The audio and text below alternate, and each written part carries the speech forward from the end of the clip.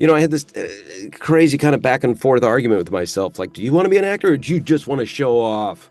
Or, all this, I couldn't sort it out. And, um, and then I realized, no, this excites me. I'm excited by it. Hey there, Jim Meskimen here, and you are watching the Chronicles of Podcast with Tom and Jamie. I'm a voice actor. I'll be talking about my work as the genie and George W. Bush and John Gielgud, if you care about that. It's all in this interview. I think you'll like it, and they're great interviewers. So check it out. You might learn something. Is that so bad? You have to start with Arnold because, he's the most impressioned person in the world. Hello world, Wednesday 13 here. Hey, this is Tom Stay. Hello everybody, I'm Ronnie LeDrew. Yes, my friends, my name's John Mahon. What's going on, everybody? It's Tom. And it's Jamie. Welcome to the Chronicles of Podcast.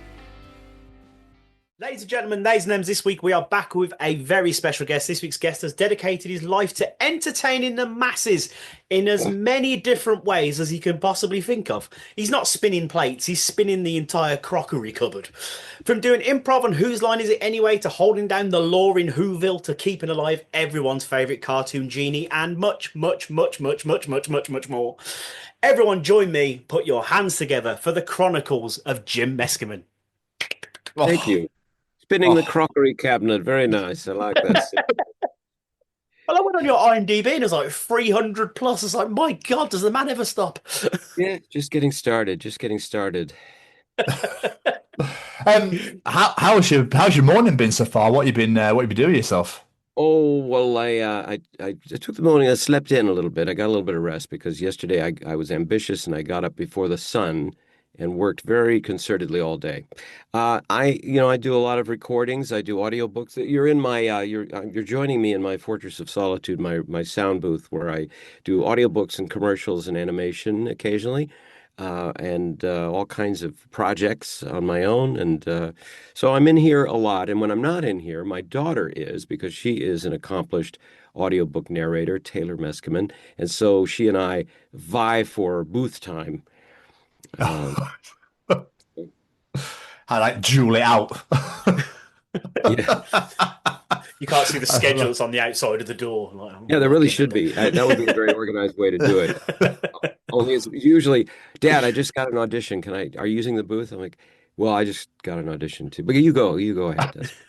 So I was going to say, you got to do the parenting bit and be like, encourage the daughter to go out and make her. She's taking full advantage of that. So, it's fine. So Jim,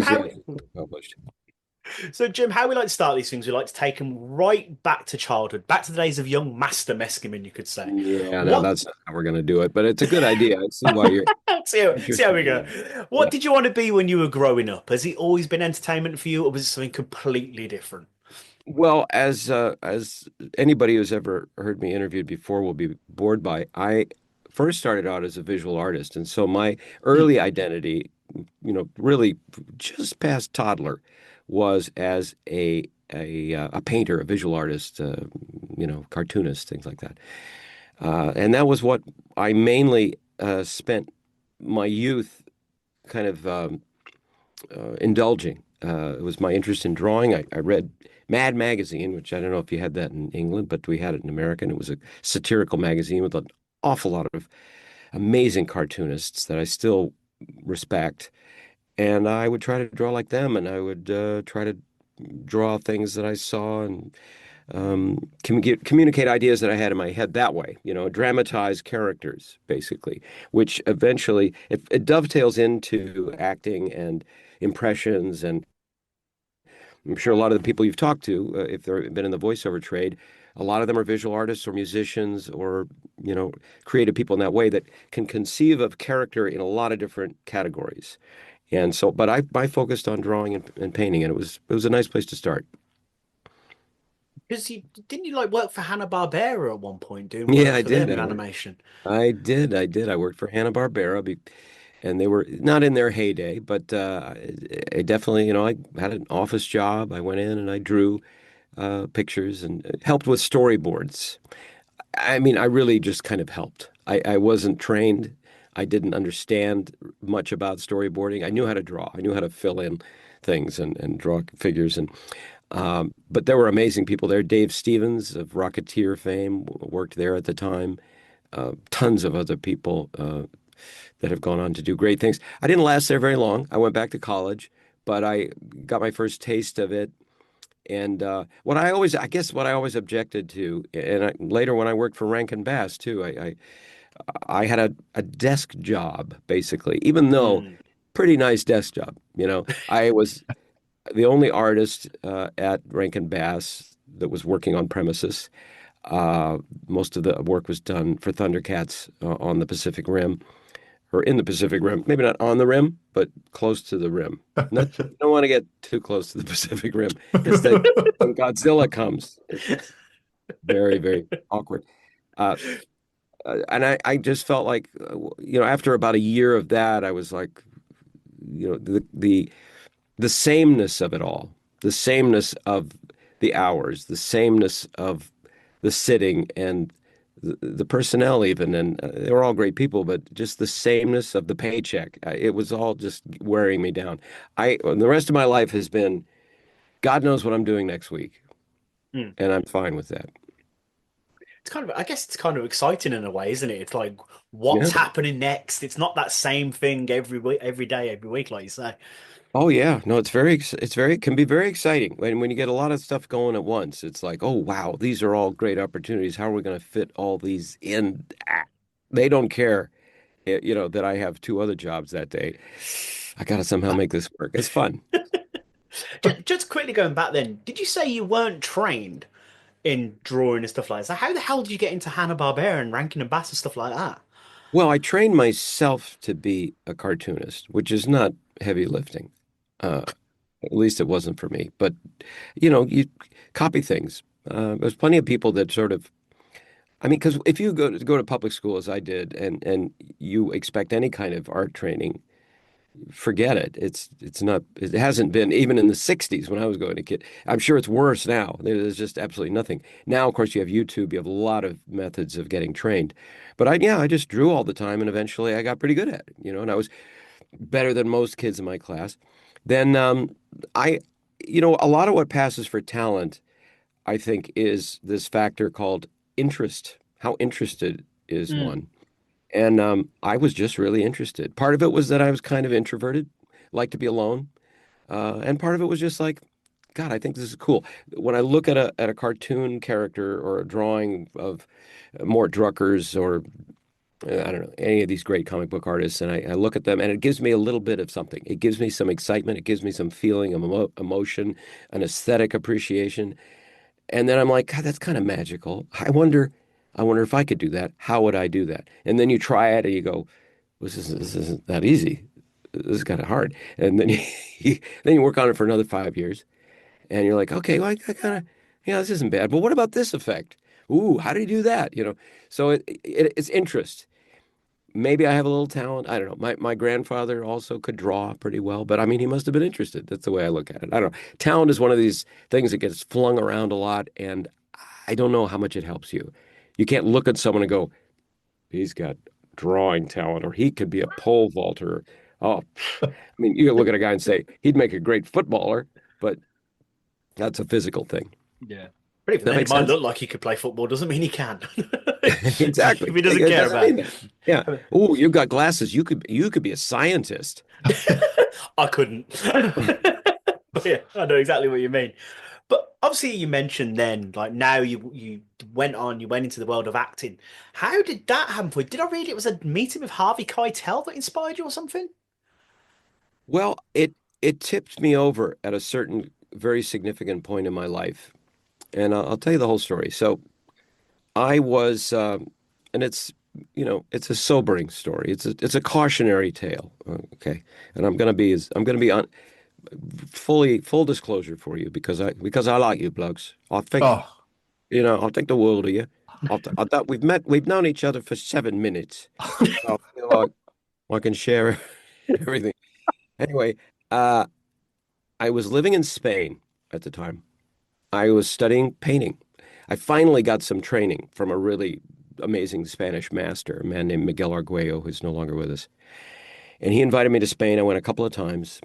I lived there for long stretches, almost a year at a time, and in the countryside, very isolated. And I studied diligently old master oil technique.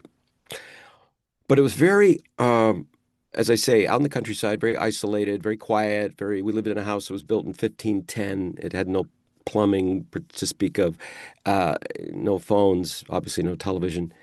So, it was a little monkish. And after a while, I was feeling very introverted and very shelled. And, the part of me that wanted to be a performer had been sort of subsumed and covered up. So, and I had been in my teenage years, I had been indulging in what were illegal substances and possibly still are here in Los Angeles, but I don't know. And that was confusing because that's sort of the net product of drugs is confusion. That's about the best they have to offer. They can call it different things when they market it, but at the end of the day, it's confusion, if not worse. So I was a confused young man. And then I had this kind of lockup of a bit of a problem, very personal problem, which was like I wanted to be an actor, I wanted to be a painter. I couldn't see how they really.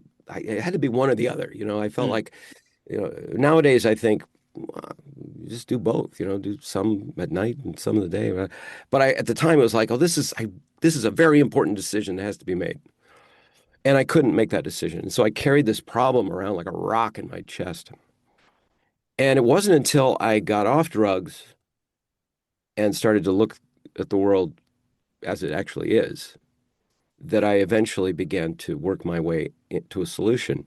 And it came to a head on the streets of Madrid as I had moved out of the countryside, moved into the city, stopped painting for a while and just could get out of the area. And walking down the streets of Madrid, ran into Harvey Keitel. He was there shooting a movie, fortuitous meeting. I obviously recognized him. Not everybody did. I recognized him.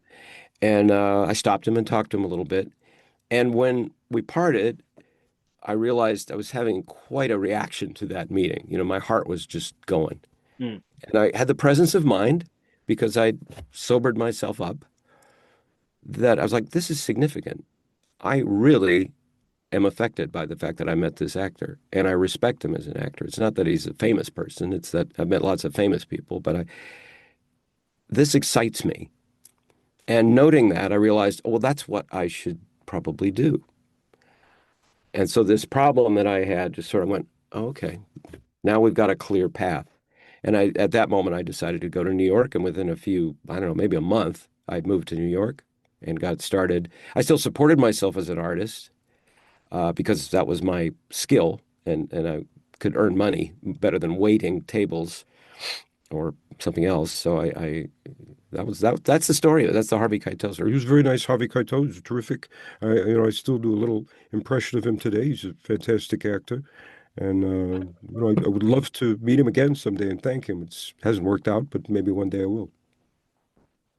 I mean, I thought with obviously your mum being in the business, I thought that performing would have maybe been more inevitable, that you would have gone down that road. Or did you feel like you wanted to rebel against it almost? That's why you went painting and drawing? As I say, I was very confused. Yeah. I was confused by my mother's stardom. Not that I didn't know what was going on. I'm like, oh, where are all these limousines coming from? It wasn't that. It was that I was confused and like, well, why does someone want to be an actor? Do they want all the glamour? I don't care about the glamour, or I shouldn't care about the glamour. I care a little bit about it. It looks like it's fun, but it doesn't seem honorable to me. I had this crazy kind of back and forth argument with myself. Like, do you want to be an actor, or do you just want to show off? Or all this, I couldn't sort it out. And then I realized, no, this excites me. I'm excited by it. And it is honorable. I think at its best, acting can create an experience that's transcendent. When I think of the great performances that I've seen, that I love, that I continue to be inspired by, I wouldn't trade that for anything. I've seen a lot of garbage performances too, but that's not what I aspire to do. I aspire to do something that will affect people in a beautiful way. So, according to the fountain of all knowledge known as IMDb, Mm. your first project was voiceover work on 2 episodes of the comic strip. Is that actually correct, or was it something else before then? Well, that's they IMDb omits a lot of stuff. Yeah, I know. I did do some, like the commercials, for example. They don't have commercials on IMDb. I did tons of commercials, I did commercial campaigns and promos, and the first job I did indeed was I think some promos, some impressions of movie stars, old movie stars, for what was called American Movie Classics at that time, which was a like TCM is today. And yeah, so I did like Orson Welles and Jimmy Stewart and geez, Henry Fonda, maybe, I don't know, a bunch of old-timey guys for like $300. But it was like, oh, what a breakthrough. I'm getting paid to do impressions at a microphone, a real microphone in a real studio. It was very exciting. Then I had a steady gig with my improv company that I was with. Even before I think I did the comic strip, we did a weekly news program out of New York that was they would take the cartoons, the political cartoons of the day, and kind of animate them. Not really animate them, but they would zoom in and out and, show you Reagan and Brezhnev and these different politicians of the day. And we would create the voices and read the gag of the cartoon. So that was a steady gig that I did like every Friday for, I don't know, a few months or so, or 6 months maybe. And but that, and then, so those were the first. And then the comic strip came about. It was a Rankin Bass series. And I was another really lucky break. I've had many in my life, and this was one. So I worked as a character designer for Thundercats. I did all of their secondary characters, designed those, and weapons and vehicles and stuff, crazy animals. Then I went after I had the wearing kind of experience of, oh, this is a desk job and this is kind of killing me. I said, look, I'd like to quit, and I'll work for you freelance. When you need me, I'll come in or I'll do stuff at home. And they went, well, that's fine. So I was working for them freelance in probably 1986. And they said, hey, they had a nice, by this time they had a nice studio for artists. When I worked for them before, it was just crappy office. But then they built a nice studio. I was working at the nice studio as a visitor, like, oh, this is pretty, I never would have quit if it was like this. And they said, hey, Jim, we're going to be auditioning some actors for a new series. And if you want to come down, they knew I was an actor. I said, if you want to come down and audition at 4 o'clock, just go downstairs and you can do that. I went, oh, yeah, sure. So right next to me on the bookcase, there were recordings of all their shows that they were working on. So I had my Walkman and I plugged in these cassettes and I listened to the style of performance of the Rankin Bass shows because I'd never really watched them. The TV reception was terrible in New York. I never watched Thundercats. But I listened to their shows and I was like, and I'm a mimic, so I'm like, oh, okay, this is the level of things. The old man is like this, and the young hero is like this, and the crazy creatures are like this. And I go, okay, and I'd listen to that for 2 hours while I'm working for them. Then at 4 o'clock, I go downstairs and they've got a mic set up and I read a crazy old man and a funny animal and a young hero and blah, blah, blah. And they go, thank you. And I went, thank you. And I went back to work. And then about a week later, they said, okay, so you booked that.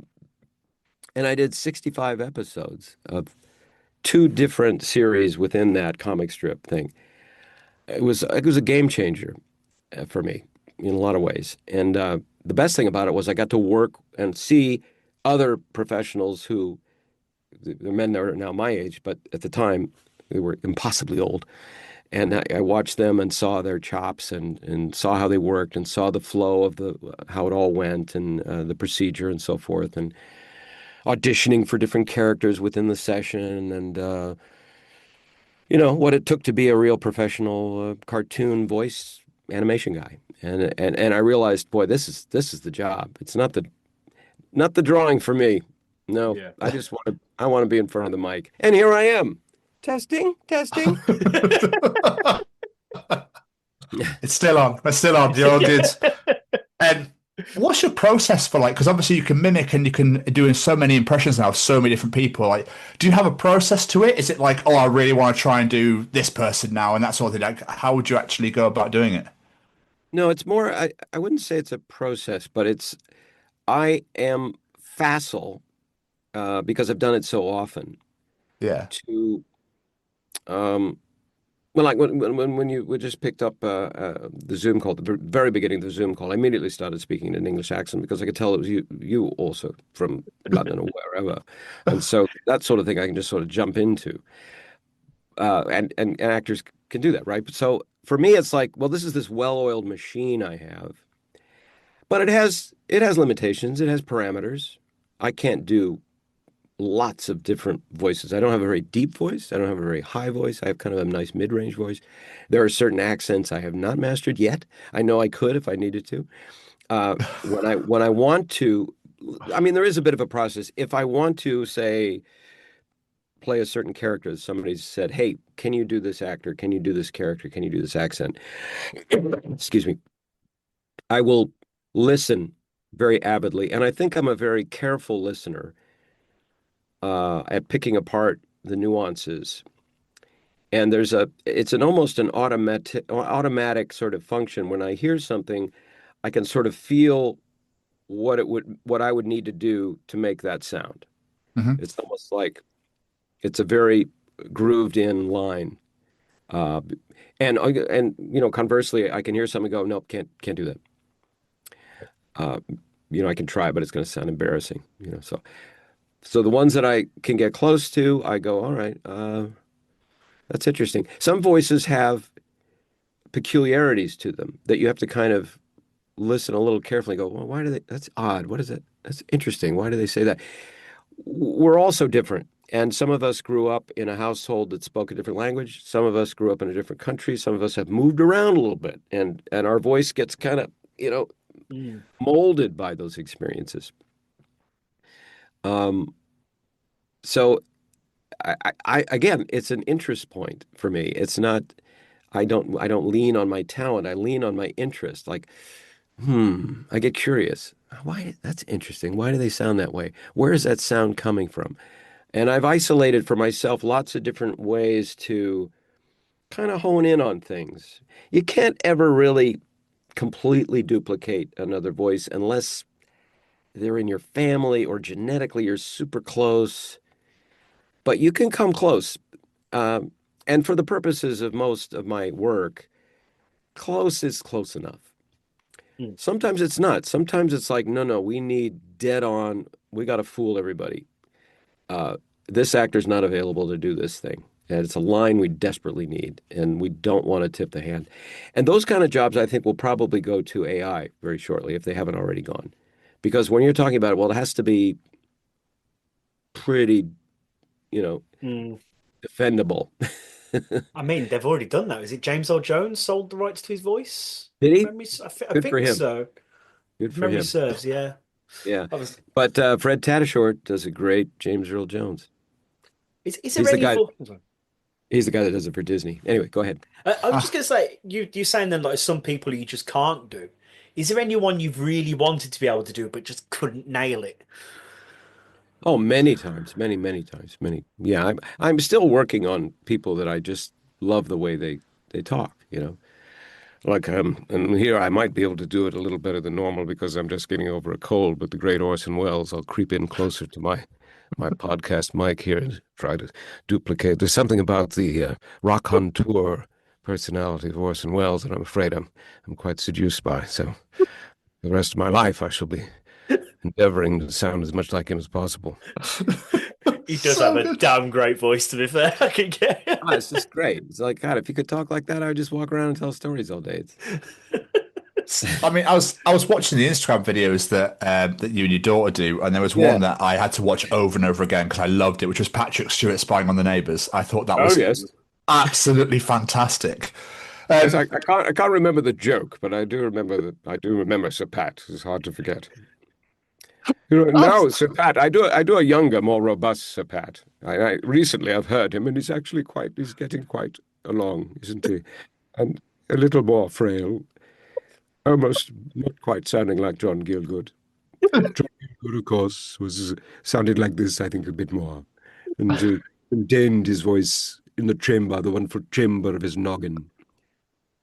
Almost like Nelson Mandela, but not so far. Superb. But who comes up with the ideas for that? Is it does your daughter come up to you and go, "This is what I'm going to ask you"? Just go Oh with it yeah. like an improv No, no, type no. thing. It's she doesn't prime it. I mean, we just we know that every couple of days of the week we have to go out and get into some production and lay out a bunch of videos. But what we do is we walk around. Like yesterday, we walked around our neighborhood. Often we just walk around the garden, and she'll pounce on me. She'll say, "Hey, Dad, do Colin Firth, wishing somebody a happy birthday," and I'll do it on the spot. We're improvisers, so that's more comfortable, frankly, than saying, "Oh, Dad, here's all your scripts for today, Dad." Like, I'm gonna work on this. I don't have time. I have time to improvise. I don't have time to, to Yeah. learn little parts all day long. It's amazing because I was looking on your website and it's like you can do over 65 impressions, including Flipper. And I was like, just is it? Is You there know who like Flipper is still? Is Flipper still alive? I wonder. I don't know, I should know. Is there any that you're particularly proud of though? These voices that you've managed to nail. Oh well, when I get them good, and I'm proud. I'm happy when an audience responds well. When they go, "Oh my God," when they have that when the magic trick comes off, Mm. because that's what it is to me. It's like a kind of a magic trick. The guy wasn't here. All of a sudden, Tommy Lee Jones shows up. You didn't even know where he walked in the door. You didn't hear him come in. He may leave just as quickly. Probably will, because he'll get bored as hell. And then, Colin Firth steps in, and all of a sudden, you have to deal with the strange transition of one to the other. It was very off-putting, I think. And then George W. Bush shows up, and you're like, "Oh, whoa, who let the dogs out?" So it's just fun. It's fun to do. And so that's Oh, what I'm proud of. I'm proud when I can make you gentlemen far across the pond. If I can make you laugh, smile, what could be oh, more wonderful? absolutely did. 100%. But obviously, you said at the start like you wanted to get into acting. Was it you wanted to get into any form of acting, like voice acting on screen, or was it I wanted to be an on-screen actor and the others just sort of happened? Gee, I'm trying to remember. In the beginning, I was just trying to support my staying in New York City, which I thought it was expensive then. Now it's astronomical. Uh, I thought like, well, I, I'm, excuse me, I'm a bit promiscuous. I like all different kinds of performing and all different kinds of expression. And so, that I see something compelling on stage or on film, and I'm like, I'd like to do that, I think. I'd like to try that. Like you watch stand-up comedy. I'm not a stand-up comic, but I've done it here and there. But when you see a real good one, you're like, I wish I could do that. Mm. I like that. I wonder if I could do that. And so I've been lucky enough to have the opportunity to try, do various things, been in big movies, been in plays. There are certain things though that I just sort of gravitate towards, and a lot of animation, a lot of I like the illusion of creating a character just vocally, without there being a picture, so that you're like, oh well, maybe that is that person. Mm. All right, so I did Colonel Sanders for a long time for the Kentucky Fried Chicken people. Or they're not chicken people; it's a company, you understand? And they would generally not show me on the camera at all. For about 7 years, I did this. They would show hands preparing chicken with the white sleeves and so forth, and that kind of thing, hand washed and hand breaded. And I like the fact that people thought, oh, maybe that's Colonel Sanders' voice. Maybe he Yeah. still exists. So, I know I mentioned at the start like over 300 odd credits, and that doesn't include commercials and all this sort of stuff. But do you kind of like the fact that you get to try all these different things, learning new things from different sets, meeting all these different people? Or do you wish you'd sort of been, I don't know, like I've been in this movie and like as big roles. Does that make sense what I'm trying to say? I feel I lost myself on that. Yeah, no, no, I get you. Yeah, I Yeah. mean, I for better or for worse, that's how it's evolved. Sometimes I look at performers that do one thing so well that that's all anybody wants to buy from them, and they Mm. are making a fortune. And I think, well, that's another path. would that have, I don't know what I have. Apparently, nobody else does either. That is so singularly marketable and satisfying that I can just churn that out all day long.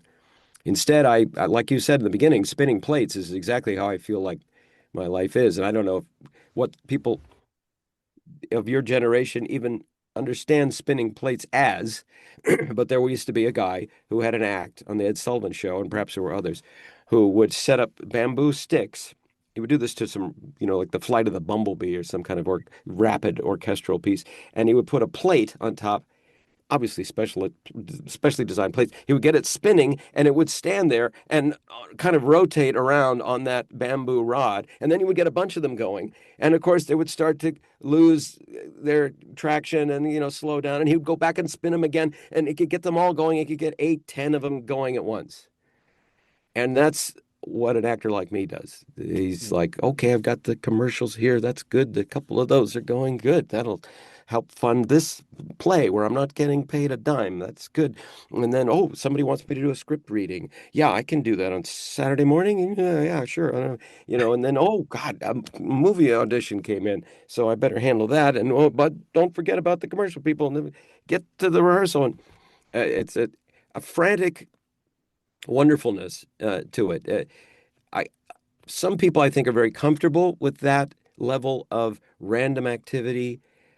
Some are very uncomfortable with it. And I know a lot of people that would not want to do that. It's a little like being in sales, I think, of not knowing, boy, I got 10 opportunities to talk to people today, maybe more. Maybe I'll sell something, maybe I won't. I'm going to work and hustle and try and serve them so that I make, God, it'd be great to make 3 sales today. 3 out of 10 would be amazing. So that's the life, man. But it is fun. But if like my friend Nancy Cartwright, okay, Nancy Cartwright of Bart Simpson fame, massive Bart Simpson fame, shall I say, and enduring and probably immortal. She was a young person who really wanted to be an animation voice actress. She also did some TV and film, but that's where she really lived. And then she got the best job in history. And for 30, I don't know, you probably know, 30, how many years? 30 something, 35, 36? That's nearly 40, I think, isn't it? Nearly 40 years. Yeah. Plowing that fertile field. And who can argue with that? That's spectacular. The world thinks that's a great idea, and they respect Nancy, and she's a doll, and she's an amazing person. So that's another path if you can do it. But I think there are a lot more of us out there spinning the crockery around on bamboo than people like Nancy going into 20th Century Fox and pulling down a cool million or so every week. Respect, Nancy. Respect. I'm going to be on her podcast next week. So amazing. Amazing. Yes. I'm just a bit of a podcast whore. Obviously, you mentioned there, like before, about stand-up comedy. You do your Jim Pression shows, though. So where did the idea to do this as a show come from? I've done live shows ever since I was in my 20s, and I think it's again a fun challenge. I saw somebody else do it. I went, oh, I wonder if I could do that. That looks like it would be fun to do. So I did it very low level at my church, just for a dozen people, and then I would do it every now and then, and it brought out a level of commitment. You have to get it right the first time. You have to entertain people that you're looking at. You have to see your audience. It's very different from other art forms where it's like, I've never met my audience, like the video game world. I mean, I've met them at cons, but when they consume my performance, they are in a different time and space entirely. And I have no real good idea about what their reaction is at all. So doing a live show is very different. You hear immediately, did they get that? Did they like that? Did they think did that not pay off? And, and you can sing, I can do whatever I want. I can control the whole content, the environment of it. And if anybody wants to see my live show for free, in your audience. I don't know if they do or not. But if they go to jimmeskimen.com and send me an email and say, hey, please send me your live show, I will send them a link to a video and they can watch it, and you can too. But you have to say, please send me a link to your Jim Pression show or your live show, and I'll get it and I'll fire you back a link. Free. That's Wow. amazing. That is incredible. It's incredible bargain is what it is. I mean, think about it. Just giving it away. Oh, you gotta make sure you say please, though, guys. Make sure please. Yeah. But one rule, keep the manners in, yeah? Yeah. It was your mother taught you. You've got your celebrity fortune cookie show that you do on your YouTube. You have the live celebrity podcast where you were using your phone to call people up, and your Jim Impressions live. And you were also on America's Got Talent. Oh, yes, 2013. That's 12 years ago now. Yeah. Wow. Yeah, quite an experience. Wouldn't recommend it to anyone, but yeah. You're not the first person to say that. No. Oh, I won't be. Yeah, no. Wretched, but but I met some nice people. I got some nice opportunities out of it. It was an experience. And performing again. Talk about a level of challenge. You're like, okay, he's very tight. It was supposed to be 90 seconds. I think I got a lot less than that because of technical problems. But 6,000 people in Radio City Music Hall. Wow. That's the biggest crowd I've ever performed for, and breakneck speed. And the whole judging contest thing, it was of no interest to me at all. But I wanted to perform for a lot of people. I do get a charge out of if I'm not doing something, if I haven't been in front of people in a while, I do hunger for it. I like it. It's validating. I feel like it's my job to cheer people up as much as I can, or to make them experience this kind of, magic. Call it what you will. And so if I'm doing my job, I feel like, okay, at least I'm doing my bit to make the world a better place. We're jumping all over the shop here because obviously we are quite conscious of time. But looking back at your career, is there any role that you're really proud of? The particular project you worked on, whether it may be you're that was a damn good day at the office. It doesn't have to just be one, but I'm just wondering if anything stands out to you. I had an opportunity, this is many years ago now, 15 years ago or more, God, maybe 20. Anyway, I got to direct and do voices for a long series of audiobooks, short audiobooks, for a company called Galaxy Audio, who is the publisher of the writer L. Ron Hubbard, who wrote extensively in the 30s and 40s. Prior to Dianetics, prior to Scientology, he wrote fiction. He was a best-selling author of the day, along with Asimov and Ray Bradbury and these guys. But he wrote in a variety of genres. Some people don't know this, but he wrote Westerns.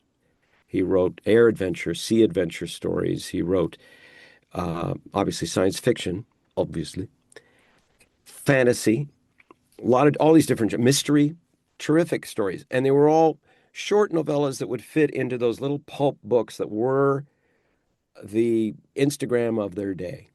They were these little pithy, tight, wonderful stories about adventures in Shanghai, and flying over the Tropic of Capricorn in a twin-engine biplane and struggling with the guys trying to, amazing stories. And the Westerns were very authentic. And he had lived a life that encompassed many of those things. He was a flyer. He was a pilot. He was a barnstorming pilot in the early days. He one of the first people to ever get a glider pilot's license.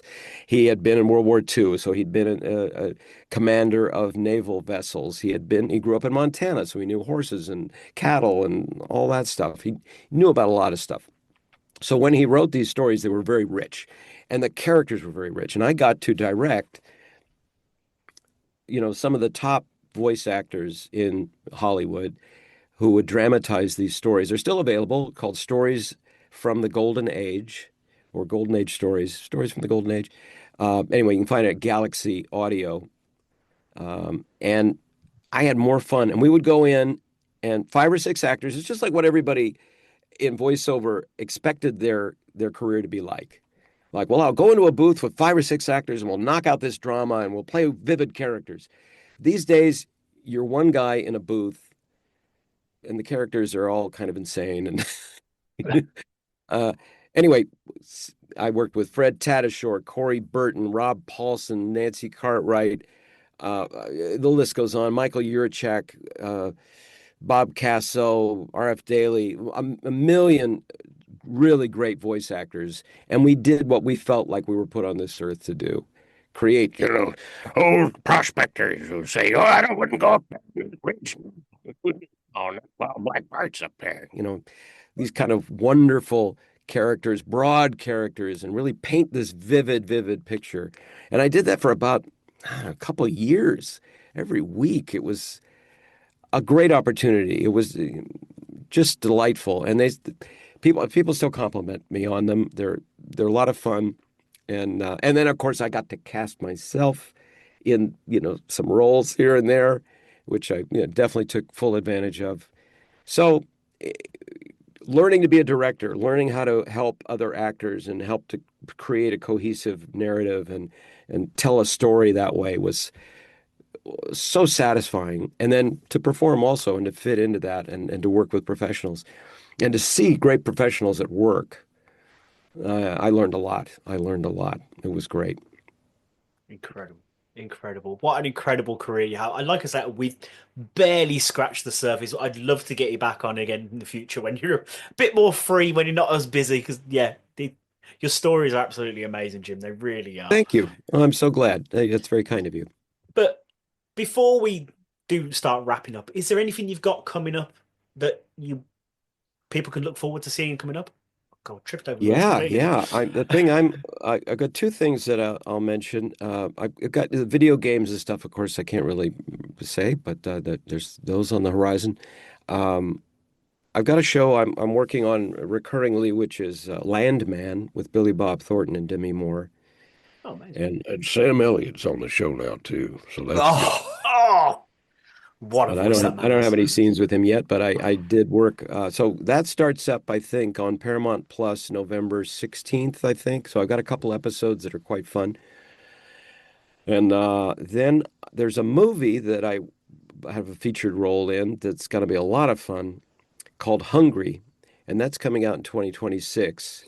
And it was directed by a countryman of yours, James Nunn, who's quite a good film director, young guy, lovely guy. And we worked and shot last year at this time. We were getting ready to shoot in Malta. So we were down in Malta shooting this adventure survival thriller about a bunch of vacationers in the Louisiana Bayou, which we were using Malta to fill in for that. The Louisiana Bayou that are menaced by a ravenous hippopotamus. Okay. Yes. Okay. Was not expecting that. Like it's Jaws with a hippo, and it'll come out in 2026. It's called Hungry. So go and see Hungry. Hungry hippos. That's brilliant. Okay. Superb. Mr. Stevens, do you have any more questions for our wonderful guest? I was going to say, Jim, thank you so much for your time, my friend. I really, really appreciate you taking 45 minutes out of your day to sit and chat to us Brits. So it's massively appreciated. What part of England are you in, you guys? I'm right next to London. Oh, okay, very good. And I'm in Birmingham. Birmingham, yes, Birmingham. For God's sake. I can't even escape it from people not in this country. God damn it. The secret's out. Well, it's been a great interview. Thank you so much. It's lovely spending time with you both. I'd be happy to come back again sometime and talk Amazing. About yes, other chapters and categories. That sounds wonderful, Jim. Thank you so much, and I hope you have an absolutely glorious day, sir. You betcha. All right. And anybody who wants, get that free show, jimmeskimen.com. Happy to send it to you. Jim, thank you, my friend. Take care of yourself. All right, we'll speak Pleasure. soon. Thanks, guys. Yeah, my friend. Thank you so much, Jim. See you later. Bye-bye. What's going on, everybody? Welcome to another edition of the Chronicles of Podcast, edition number 188. The Chronicles of Jim Meskimen. Yes. Or is it? Or is it? Who knows? We will find out this Friday whether it's just us on our own or the Chronicles of Jim Meskimen. So we shall soon find out. Hopefully it is. Who knows? But hopefully it is. Okay, that's what we're hoping for. So we shall see. Anyway, Jamie, I want every single person that does this to get in the absolute sea, or the bin, or playing fire, or playing the road, or anything like that. People who set their alarms every 3, 4, 5, 10 minutes in the morning because they want to come into the day can fuck off, as far as I'm concerned. People that set an alarm and go, I better set an alarm for 4:15, 4:20, 4:23, 4:25, 4... Why? Just get up when your What alarm are you goes doing? off. Exactly. Because I had to deal with this for so long a few years ago. And it's like, just get up. Yep. Or set the alarm for the latest possible time. Like, what are we doing here? After a while, like, especially on my days off, I'm like, oh my God. But I want to come into the day. Like, just get up. I think that would make me more tired. Like waking up, dozing off, waking up, dozing off. I feel like You that would have would thought so, fuck wouldn't me you? for the day, wouldn't you? I absolutely hate it. Oh, it does make Absolutely hate it. I fall back to sleep. Get up. Yeah, Like, because surely you're just wiping yourself out further. you'd think so. Because you're like, right, okay, that scared me up. Bloody hell! It's morning. Okay, wonderful. I'll have 5 minutes more. Right, okay. Do you know what? Right, hang on. Give me a minute. Give me a sec. Hang on. I'll have 3 minutes more. Okay. Fucking hell. Right, where's me? Where am I? What's going? Where's my phone? Right, okay. Do you know what? I've still got a minute. Yeah. And then you just wake up like a fucking zombie out of The Walking Dead. Like, Look, it's like, if you've got time to snooze your alarm that many times or set 150 alarms, whatever you want to do, just get up at the last possible time. exactly. And then you won't have to get up all those 15,000 times before. Yeah. You can just get up on the 16,000th. It makes no sense to me. I can't remember who I was talking to. Someone I used to know does this, or someone I still know. I can't remember who it was. But I just said, put your alarm the other side of the room then, because then you have to get out of bed to turn it off. And that's what I do. My alarm is the other end of the room, and I used to say it to them, and they'd be like, but what if I need it for get a grip."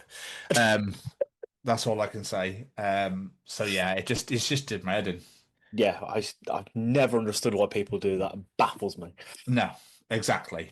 I know some people struggle to wake up in the morning. That's fine, but then you put plans in place to stop that from happening. Be a grown up. There you go. Yeah, exactly. Yeah, never got that one. But there we are. Right. We just annoyed half the audience. So I meant to bring this up last week. And it's a mum story. And I just think it's quite lovely in a way. She got so like, oh my God, really? You can talk about me this week, are you? And I was like, yes. So I have introduced my mum to Daddy, John Oliver. Amazing. And I've introduced her to Jon Stewart. Okay. Obviously, who hosts The Daily Show. Yes. Now, she liked John, she liked Daddy, like she liked John Oliver, but she was like absolutely inundated with Jon Stewart. Like, I have never seen anything like it, Jamie, to the point where I sent her a few videos because I thought they were funny as hell, especially the Azerbaijan one and the Armenian war that apparently he'd stopped, President Trump, that is, and where he was reading it and he went, "Mr. President, I'm so sorry." So it's pronounced Azerbaijan, and it's like stupid, like hitting his head. Trump ended the war between Azerbaijan and Albania. Do better. Yes, so like, fucking amazing video. Anyway, I sent her a couple more videos, and all she replied to me with was this: "Oh my God, Tommy, can I marry him?" And I put, "Well, Mum, he's actually been married since 2000. He's 62, so only a little older than you." She put, "Oh, shucks." Tell you what, I'll put a good word in, maybe you'll leave her. She put, "Well, after 25 years, I mean, I doubt it." Well, it's been long enough now, it's your turn. I just love the fact she used the phrase, "Oh, shucks." That's adorable. But literally, mate, every one of our messages is just Jon Stewart. She's absolute. She loves him, just loves him. And she keeps ringing me and like, she goes, "Just the way he looks at the camera." She goes, "Oh, have you seen him as a young boy?" Fucking hell. Like, he needs to run for president. John for president, please. I love your mom. She's amazing. She's awesome, isn't she? And then I was like, "Oh, I'm going to talk about it." She went, "Well, I am great."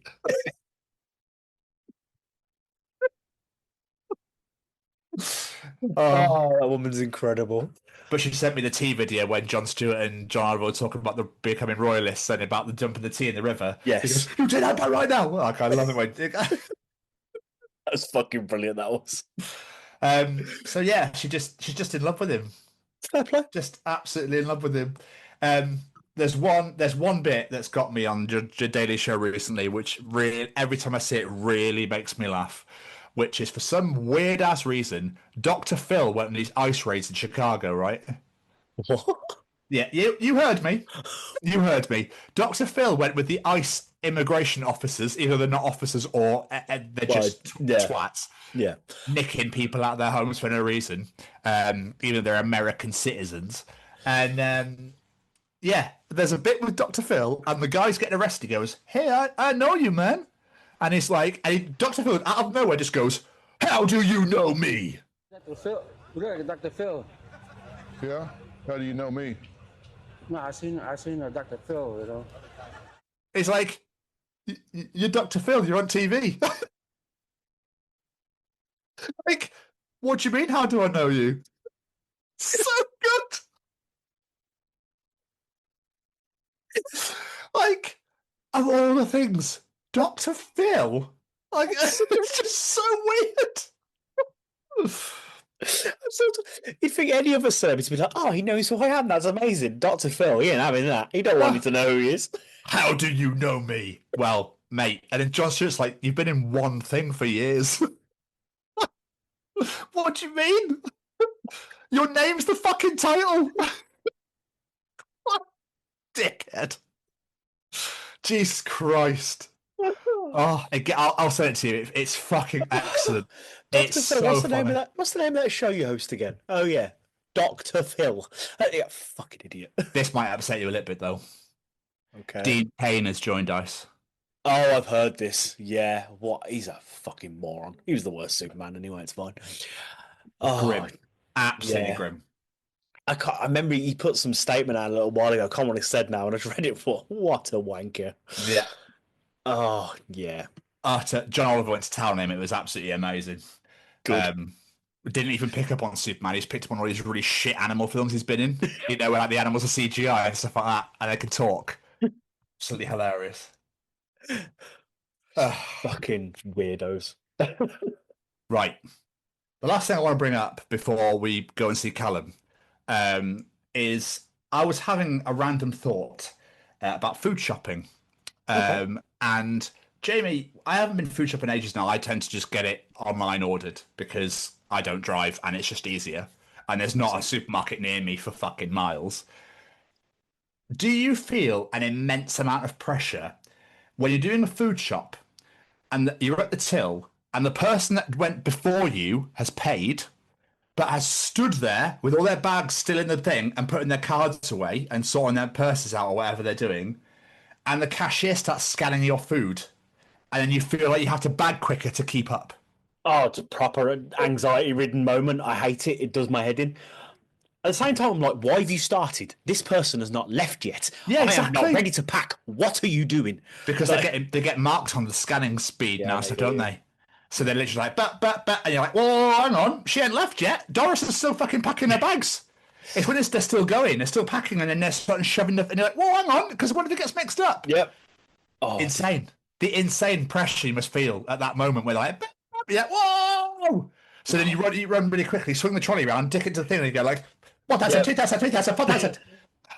And you end up having one bag that is so ridiculously heavy because you've not been able to pack properly. You just fucked everything in it. Exactly. Yeah. It's all just, I'll put jars in one, I'll put jars in one. Dumb idea. Yeah. Oh, frozen together, put frozen together. Then you realise that frozen's got like nappies at the bottom or some random. You're like, what the fuck, where did that come from? Well, they're in there, look at nappies. And then you realise there's a baby after you and you've been packing it while she started scanning again after you paid. So you got your shopping and half of hers, but after you. I might as well pay now and take it home. Yeah, exactly. Thanks, love. That's some free shopping out there. It's why I can't do Aldi. Like, that's just too much pressure to shop at Aldi for me. I can't do it. Why do you not want to? No, that bit's fine. That's the good bit about Aldi. That's why I do go there sometimes. It's the packing bit at the till. I hate it because they literally. I know that it's a fucking cliche joke of how fast they scan at Aldi, but it's true, and I hate it. It I really hate it. What I used to do when I used to shop there is I used to just throw it all back in the trolley and then pack afterwards at the back bit. Yeah, so I used to do that, but we have so much shopping now. Doing a full like week's food shop, it's like it takes us absolutely ages. How much are you eating in a week? But by the time you've got everything for the cat, the rabbit, us lot, lunchbox food, God. meals, Lunchbox food. It's fun of having a Listen to you. I'm a grown up now. Responsibilities and everything. Yeah, okay. Okay, mate. Mine lasts about 3 weeks to a month. Yeah, no, our dad shopping lasts a week.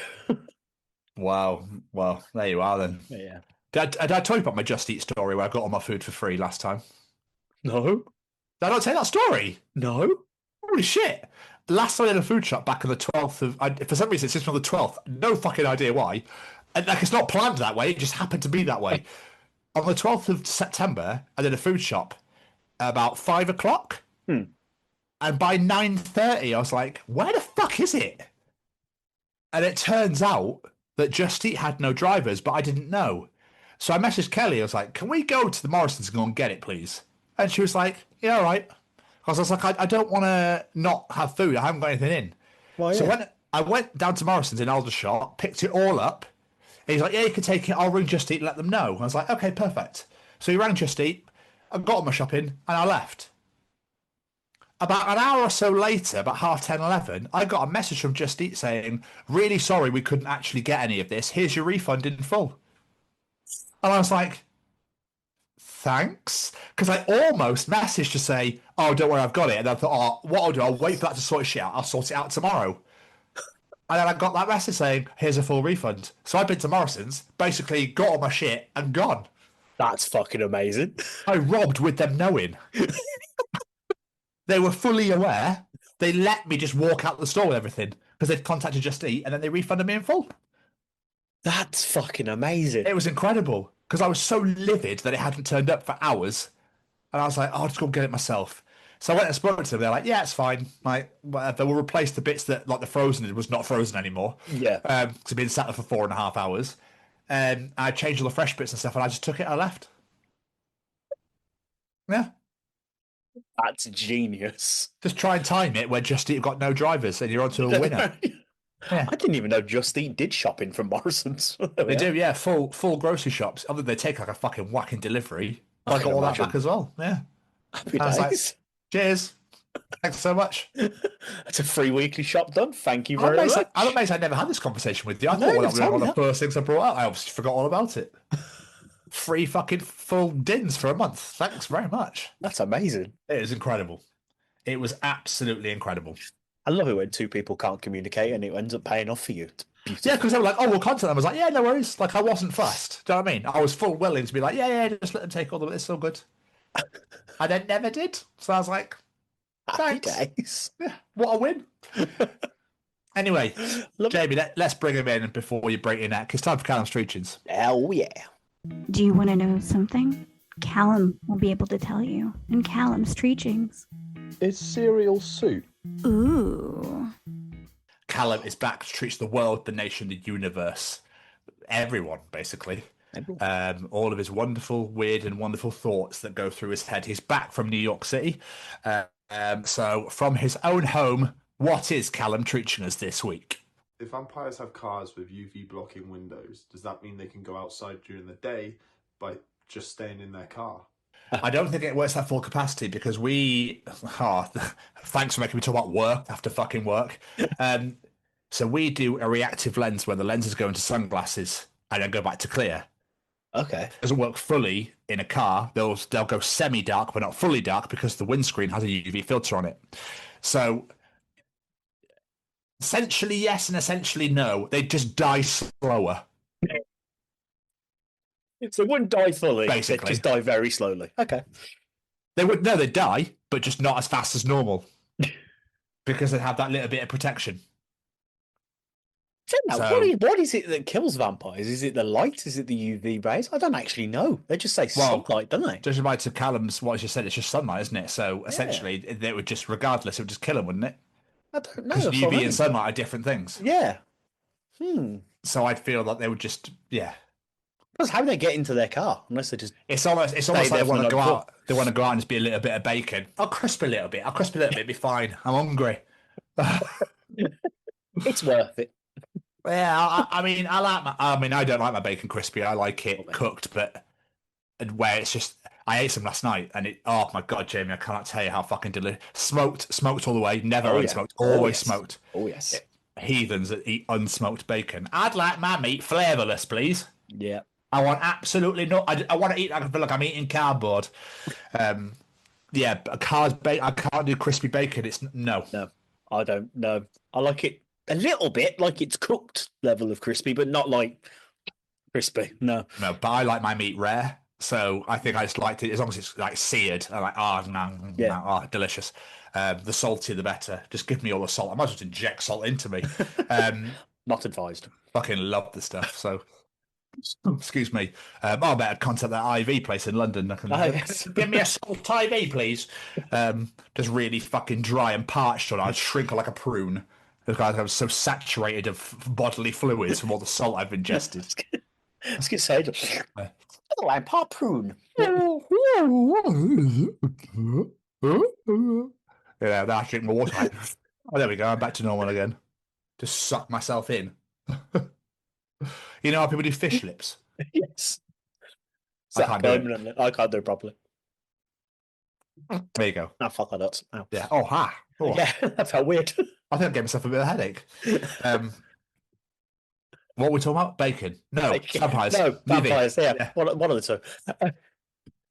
Yeah, I'm not sure. You could try and test the theory, but I don't think they exist. No, that would help if they were actually a real thing. It reminds me, there's a Simpsons episode, Twilight. It's a Twilight piss take, Treehouse of Horror. And Lisa dates the vampire, and Homer goes to save her because she wants to turn into one, and they end up biting him, and they turn hugely fat and die. Die, fatso! His blood. It's full of cholesterol. Oh. And then Homer just turns into a big pot-bellied bat and he can't fly. Yeah. That's really funny. Just reminded me of that. Brilliant. So, anyway, Jamie, again from his household, what is Callum teaching us this week? People literally put rocks on their food and it helps it taste better. That's so weird how we just talked about salt. Really weird, yeah. Yeah. But like in a part I did fucking months ago, how did they discover that rock was delicious? Don't know. It's a very weird thing, isn't it? Like how do they discover that they could eat rocks? Are they hiding the rocks from us? Or what's going on? And why is it only that one rock that people like to eat? It's weird. And the fact that you can have it fine, hard, crystalline, massive, molten, God knows what else. It's just unbelievable. Like I said, I'm a fucking fiend for salt. Yes. So I got some. Obviously, I've been talking about this in our recap, but I went out for dinner on Sunday and I got cheese and truffle fries and I covered them in salt. I was like, oh, I'm delish. And Kelly couldn't eat her chips, but her chips were like fucking monsters. So she was like, oh, do you want some fries? So I was like, yes, please. So I took some of her fries and then went, right, where's the salt? Again, I do that every time. I just like mop the plate. To mop the liquid salt. It wasn't really liquid. I just don't like dry food. That's fair. Like, at all. I have to. I made some pasta yesterday, then I realised I had no sauce. And then I looked in my cupboard and found some sauce for something else completely. Went, that'll do. I can't do it. I can't eat dry food. It's awful. Olivia loves eating just pasta and cheese, which, although it is nice, don't get me wrong, but after a couple of mouthfuls, you're like, no, this is boring. Too dry. Yeah, it's boring and dry. Yeah. After a while, you always get to. I always feel like it becomes a bit of a chore. So it's like, fuck it. And you look at your plate, you go, I'm halfway. Fuck's sake. Well, it's normally like, food is wonderful, food is delicious. But at this point, when you get to dry food, there's just nothing with you. It's like, I'm eating it for the sake of eating it. Yeah. Yeah, and it gets like, then you start eating like one bit. You're like, oh, let's have another little bit.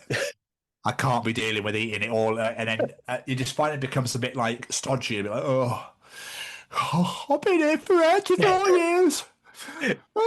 It's either like you find yourself waffling it down incredibly quick because you just want to get it over with. Yeah, no, I can't do that.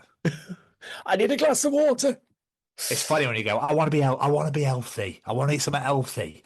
So you go, I'll have this couscous. I'll see what this couscous is like. And then halfway you're like, oh, fuck it. I want chocolate now. Fuck this. Oh, what's the chips in a burger? Fuck this bollocks. Have you got any quinoa? I'd love some quinoa. Don't get me fucking started on quinoa. And you're just like, fuck is this? Something that's like badgers when this is bullshit, this. It's like bird food. We literally did this a week. We had chicken drumsticks with couscous because we thought, it'd been quite healthy and nice. And after, like, in the evening, we're like, oh, fuck, I want some chocolate now. Yeah. What's the point? You got a mousse, very chocolate mousse. Oh, what an unsung hero of the yogurt variety that is. Oh, chocolate mousse, they're great. They are absolute wins. I used to love the little trifles with the cream on top, and then it was like circular. It was just all chocolate underneath. Oh, what a win. Yeah. What an absolute win they are. Love it. I'm a sucker for a Yeo Valley. Yeo Valley lemon. Big yes, pot, I would be saying, yeah. And shovelers blueberries in it. Oh, fuck. That's my lunch tomorrow sorted. You don't suck for anything lemon, let's be honest. I just do love lemon. I absolutely bloody love it. But I think, talking about dry foods, this is why I really struggle with just sponge cakes. With just sponge. I can't deal with it because it's just sponge. It's I need icing. Yeah. You know what I mean? I need something to go with it. I can't just, because again, I'm like, there's still loads left. Oh, I really love a jam sponge. No, get in the bin. I mean, they're nice, don't get me wrong, but like you say, they're just a bit dry. We need something. Yeah. Can't be dealing. Can't be fucking dealing. And finally, Jamie, what is Callum treating us this week? For every time that you didn't tell someone that they had something on their face, in their beard, or in their teeth, they've likely done the same to you, and you've gone on your whole day unnoticed. Prime example, my freshers ball, 2008. So I'd just gone to uni for the first time in my life. Dressed the nines. I had my emo fringe in. I was like, fucking, I feel like an absolute boss. I had a pizza for dinner. Oh, God. I had a spinach pizza. Oh, God. I'm not joking, Jamie. Right there. Right at the front. Oh, no. And I never even noticed. And no one told you the whole night? And no one told me the whole fucking night. So there's photos of me from my freshest ball smiling, and I went, motherfuckers. My freshest ball photos are ruined. Oh, no. Right there. All right. Big green. You can't even see half of my front tooth. Motherfuckers. But, because obviously I have my lip pierced, and one's gone, but one's plastic. It's still there. Yes. And the amount of people, oh, love, you've just got something in your beard there. You have my piercing? What? Yes, my piercing. Oh, right. Why is it clear? Because some people discriminated against me in London and didn't allow me to have my piercings in. So I had to change the plastic, and then I swallowed one when I ate cereal. Brilliant. But the amount of people that are like, just let you know you've got a little bit. I was like, no, I don't. I think I remember that happening. I think it was at Trees or one of them where someone said it to you. Yeah. Yeah. And Che did it to me at Bloodstock. Che was like, mate, come here. And then he started to like try to flick it out. I was like, no. I don't think that man was ever not drunk that weekend. I don't think that man's ever not been drunk any Bloodstock weekend. To be fair. But normally he has nights off. He didn't have a night off this year. Oh, really? By Sundays, that. Jesus. Oh, we do love Che. Oh, we do love Che. But yeah, the amount of times it's happened to me is just. But I am the courteous one. So if people do have something on their face, I'll be like, by the way, just. You've got to give someone a heads up. Just, Even my patients at work. Even my patients at work do the exact same thing. I'll still do it. I'm like, by the way, it's a bit just, It don't take 2 seconds, does it? People are normally appreciative of it. Yeah. Unfortunately, one time you'll find out it's like a fucking birthmark or something like shit. Well, I think you'd know. Do you know what I mean? You think someone knows a fucking piercing, wouldn't you? But what was it? Oh yeah, love, fucking. What's wrong with you? Massive fucking piece of shit just sticking out your face. What's fucking wrong with you? Jesus Christ, here you go. It's just shit out your mouth. Is that what this is? Jesus fucking Christ, I can't be dealing with it. It's that Lee Evans joke, isn't it? It's that Lee Evans joke of like when you first get in a relationship and they start brushing their teeth and you're like, oh, it's so sexy. And then you've been with them for fucking months or years and you're like, love, toothpaste fucking dribbling. I remember that now. Oh, fucking love, come on. Oh, so good. So good. But yes, I have been fucked over many a time with, and the spinach thing, it was lettuce. It's just recently, actually. I don't know what it is with fucking greens and my face, but I had a Southern Fried Chicken sandwich, part of my Tisco meal deal, and I didn't realise that lettuce got stuck in the same place. And I was talking to a little kid and he went, mate, sir, you've got some tough food in your teeth. And Mum was like, shut the fuck up. And I went, legend, keep doing that. Thank you so much. And the moment went, yeah, I know. And the mum was like, fuck's wrong with you? How dare you? He's a good kid, don't tell him off. Yeah, I was like, what a hero. That's amazing, yeah. I was like, you're going to grow up to be a legend, you are. You, absolutely. Though, you failed. Fuck off. Yeah. F minus. Do you know what, you wanted glasses, but you can fuck off now. You can have 3 pairs for nothing. Callum, mate. Callum. Oh, beautiful. Absolutely beautiful. We appreciate you as always. Jamie, before we have you got anything to bring to the table before I bring this to the table? No, I haven't got anything this week. You haven't got anything this week? No. Okay. I this morning was having a little flip through social media. Now, shoplifters, okay? If people are nicking food because they're hungry, I'm just like, oh, cool. Well, I didn't see anything. You obviously fucking start. Do you know what I mean? Yeah. The way society is, if people are nicking food, I don't give a shit. You're hungry, fucking eat, enjoy yourself. I'm sure Greggs or Sainsbury's will be all right without your £3. Yeah. So, I mean, I'm sure they'll thrive. Anyway, this was fucking superb. Beyond belief. This was in a salt mineral shop. Salt seems to be the theme of the day. Yeah. This was in a salt mineral shop. I don't know where it is, but it's called Salt Shack. Okay. Great name. Yeah, it is British, I believe, because it is British. So this is a British place. I'm assuming it's London. But they've put this letter on their door, and it's called "Dear Shoplifter, an exercise in karma." Okay. Got a little story for you, James. Just going to read this letter to you. Okay. I think this is amazing. And this is moments like this where you go, yeah, you little prick, deserved it. Okay. Earlier on this week, we had a mineral specimen stolen. We know this because you removed it from its container and left its label. We also later went on to check our CCTV, and lo and behold, there you were, removing the specimen with your bare hands, looking both ways, and then nefariously sliding it into your jacket pocket. Worry not, however. The specimen, shall I say, is not overly expensive, but it was nonetheless extraordinarily fragile. Meaning that it definitely won't have survived the journey from the display to the door without crumbling, let alone all the way back to your lair of criminal mismanagement. However, Jamie, it is probably important to point out that the reason the specimen you stole was stored inside a container was because it is inconceivably toxic, meaning it was stored there for the purpose of public safety.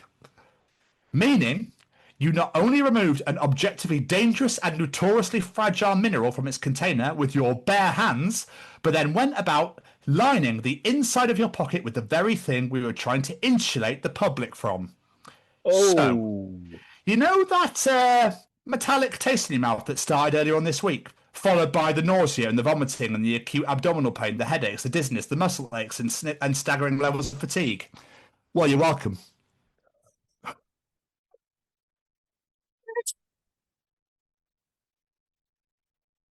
Literally superb. Of all the things, why are you going to a mineral shop to nick minerals for? Goodness, that's a weird thing, isn't it? It's a weird thing to do, yeah. But I bet that person never steals ever again. No. They must have felt like shit. And probably has no idea why he feels like shit. Yeah. What? Or there. It's not. It didn't Well, say yeah. specify. Oh, Which did it not say? yeah. Which It didn't specify, but that is utterly incredible. That is phenomenal. Like, surely if something is in a container like that, in a shop where everything else isn't in a container, you're gonna think there might be a reason. Yeah, but Yeah. obviously they really wanted that mineral for some reason or other. I'm not sure what for. No, mate. Were they going to sell it or snort it or what? I don't know. Weird. This looks nash. Oh my god, I love a little bit of this on my chips. Fucking well, yeah. Why am I? What? Start melting. Just big toxic waste puddle on the floor. The idea that every time they put their coat on, it just gets worse because they put their hands in their pockets. Fucking hell. They chose like a really shit superhero or something like that. Toxic waste man, this big puddle on the floor. That's all they can do. They can't move. They just become a puddle. Tripping over criminals everywhere. Yeah. Oh, this is lovely. My chips, this. Oh. Phenomenal. Fucking idiot. But I'm not gonna lie, Jamie. If people are going to nick food because they're hungry, I'm gonna look the other way. It's nothing to do with me. Fucking £3 sandwich, fair enough. But a mineral that, clearly is dangerous for everyone, maybe you should think again. Exactly. How are you, my friend? You all right? I've been better, I'll be honest. I've had a bit of a day today, just feeling sorry for myself. Been a bit fed up this bollocks now. Every fucking day in pain, trying to do simple movements and hurting myself. It's getting on my tits now. But yeah, just having one of them days. What do they recommend? Rest and relaxation? Yep. Have you been having rest and relaxation? I have been, and I had my massage as prescribed, and I think it made it worse. So, yay. Okay, but made it worse or helped relieve it so it feels fucking shit and gets better? No, just it's worse. Like, it feels more tense than it did before. I'm pretty certain she bruised my back at one point, but that seems to have settled now. I think that's part and parcel with it, to be honest. Kelly had the exact. She bruised her back as well, but it sorted hers out. Yeah. She still had the pain. Now she hasn't got it at all now. Pain's worse now. Like, before, the painkillers took the edge off. Like, I could function. Now I'm still in pain even with the painkillers. And Becky's been like checking my back every day for me, and she said it feels worse. And one day, I don't know if she still can now, because I didn't have my shirt on that time she checked it, you could actually see like the muscle protruding from my back slightly, like it raised because it was that tense. So I spoke to doctors, and he basically said, give it a week, and if it's still not settled, come see me. So you never know. Hopefully they'll take me seriously this time. I've been signed off for another 2 weeks because I can't do fuck all. Okay. Ooh. Yay. But Welcome to the Chronicles of Happiness. Yeah, I know, right? We're feeling very salty. But yeah, how are you, my friend? I'm fine. We're not feeling salty, man. I don't nick salt. I don't go to a salt shop and steal it. So, I bet that thief's feeling salty though. Yeah, I'm all right, man. Today has been the day from hell. I'm not gonna lie to you, but Specsavers just a meat factory. That's all it is. They just churn them in and churn them out. They just don't care. So yeah, it's been I'll be honest, it's been a mental fucking day.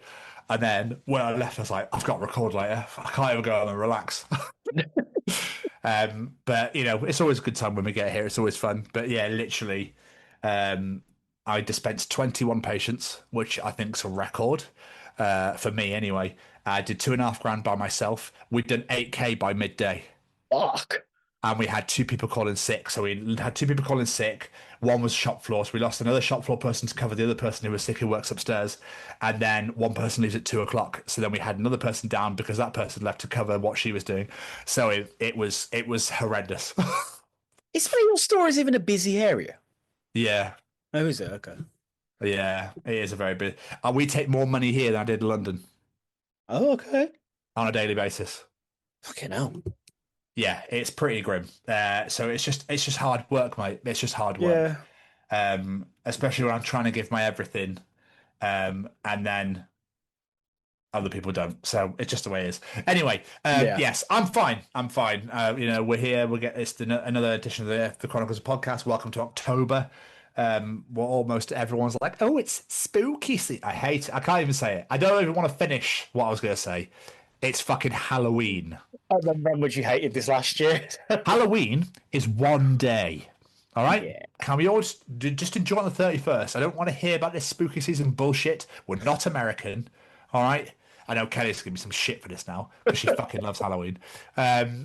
Yeah, no, enjoyed no thanks. Halloween. I enjoyed the season, but you know, I wouldn't call it fucking spooky season. I don't. Makes me feel a bit like grim. I want to What's wash the other one that myself makes down. me laugh? Goth Christmas. That's the other one that makes me laugh. What? People calling October like Halloween Goth's Christmas. Okay. I don't know. Okay. So, since we've not been doing a whole hell of a lot, my friend, what's been going on? Not a fat lot. Like I said, I went and got my massage. That, like I said, I think it's made it worse. It was quite. I went into town to like that's where it was, and after it, I was like, do you know what? I haven't been out the house properly in weeks. So I'm gonna have a walk around town, enjoy the fresh air. I had it done, and I was walking for about 10 minutes. Went, nope, I'm going home. Fuck this. I was in agony. I was like, God damn it! I kind of enjoy a bit of freedom for a little bit, but there we are. I went to go see the kids on Sunday, which was disastrous because I didn't know the trains were on bloody issues at Cheltenham Spa. So I left the house at 9:30 and I got to Cheltenham at 1:30. Why don't you just do your research and just have a look? I just didn't, but it's a bloody rail replacement service, weren't it? But it would have been okay, but the train I was going to get got cancelled, so then I had to wait another hour for the next one because it being bloody Sunday as well. So I had to get to Worcester and then get a bus from bloody Worcester, and I was like, so that fucking killed my neck being on a bloody bus. Because train, it hurts, but it's not as bad as being in a car because it's not like bumps in the road and all that shit. But yeah, so that was good fun. But yeah, nice to hang out with the kids. I can't do a lot with them at the minute, obviously, but it's nice to just chill out with them, to be honest. And I've done a lot of watching TV, to be honest, catching up. I didn't realise Only Murders in the Building was back, so we've caught up on that. Caught up on Peacemaker and loads of stuff we've caught up on. And I watched all of the new Monster series for Ed Gein. I don't know if it's been all over the socials. I don't know if you've seen anything about it, but they did the Menendez brothers before, and they did. Oh my God, what's his name gone out? Dharma, that's the Badger. And then they've done this one of Ed Gein. It's good. Like, it's enjoyable, but it's really historically wrong. They've added loads of extra bits and rumours and things like that to make it more dramatic. And they've added more of, like, the impact onto society that Ed Gein had. So it's good to just want to watch it as a good programme to watch, but if you're watching it to learn more about Ed Gein, I wouldn't bother on that sense of it. But like I said, really enjoyed it. Charlie Hunnam was fucking superb. The accent was a bit weird and sort of went off. Like, sometimes it was fine, and then other times he'd go a bit Irish, and then he'd go a bit Jamaican with it, and it was like, okay, you probably should have tried something else with the accent. But other than that, yeah, I did enjoy it though. It was really good. But yeah, that's pretty much about it. I ain't done fuck all. I'd love to say the same. What have you been up to? So since we last recorded, Aberdeen played in the Europa Conference League for the first game. We played a Champions League team. Well, they're normally a Champions League team in Shakhtar Donetsk, who are obviously Ukrainian.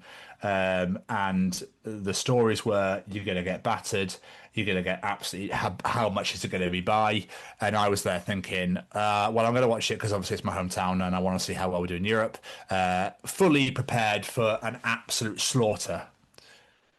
We went 1-0 up in 7 minutes and I was going, we haven't scored all season. I was going, oh my God, what the hell? Jamie, we look like Barcelona on Thursday night. I have never seen. I was like, where's this team been? What the fuck's going on?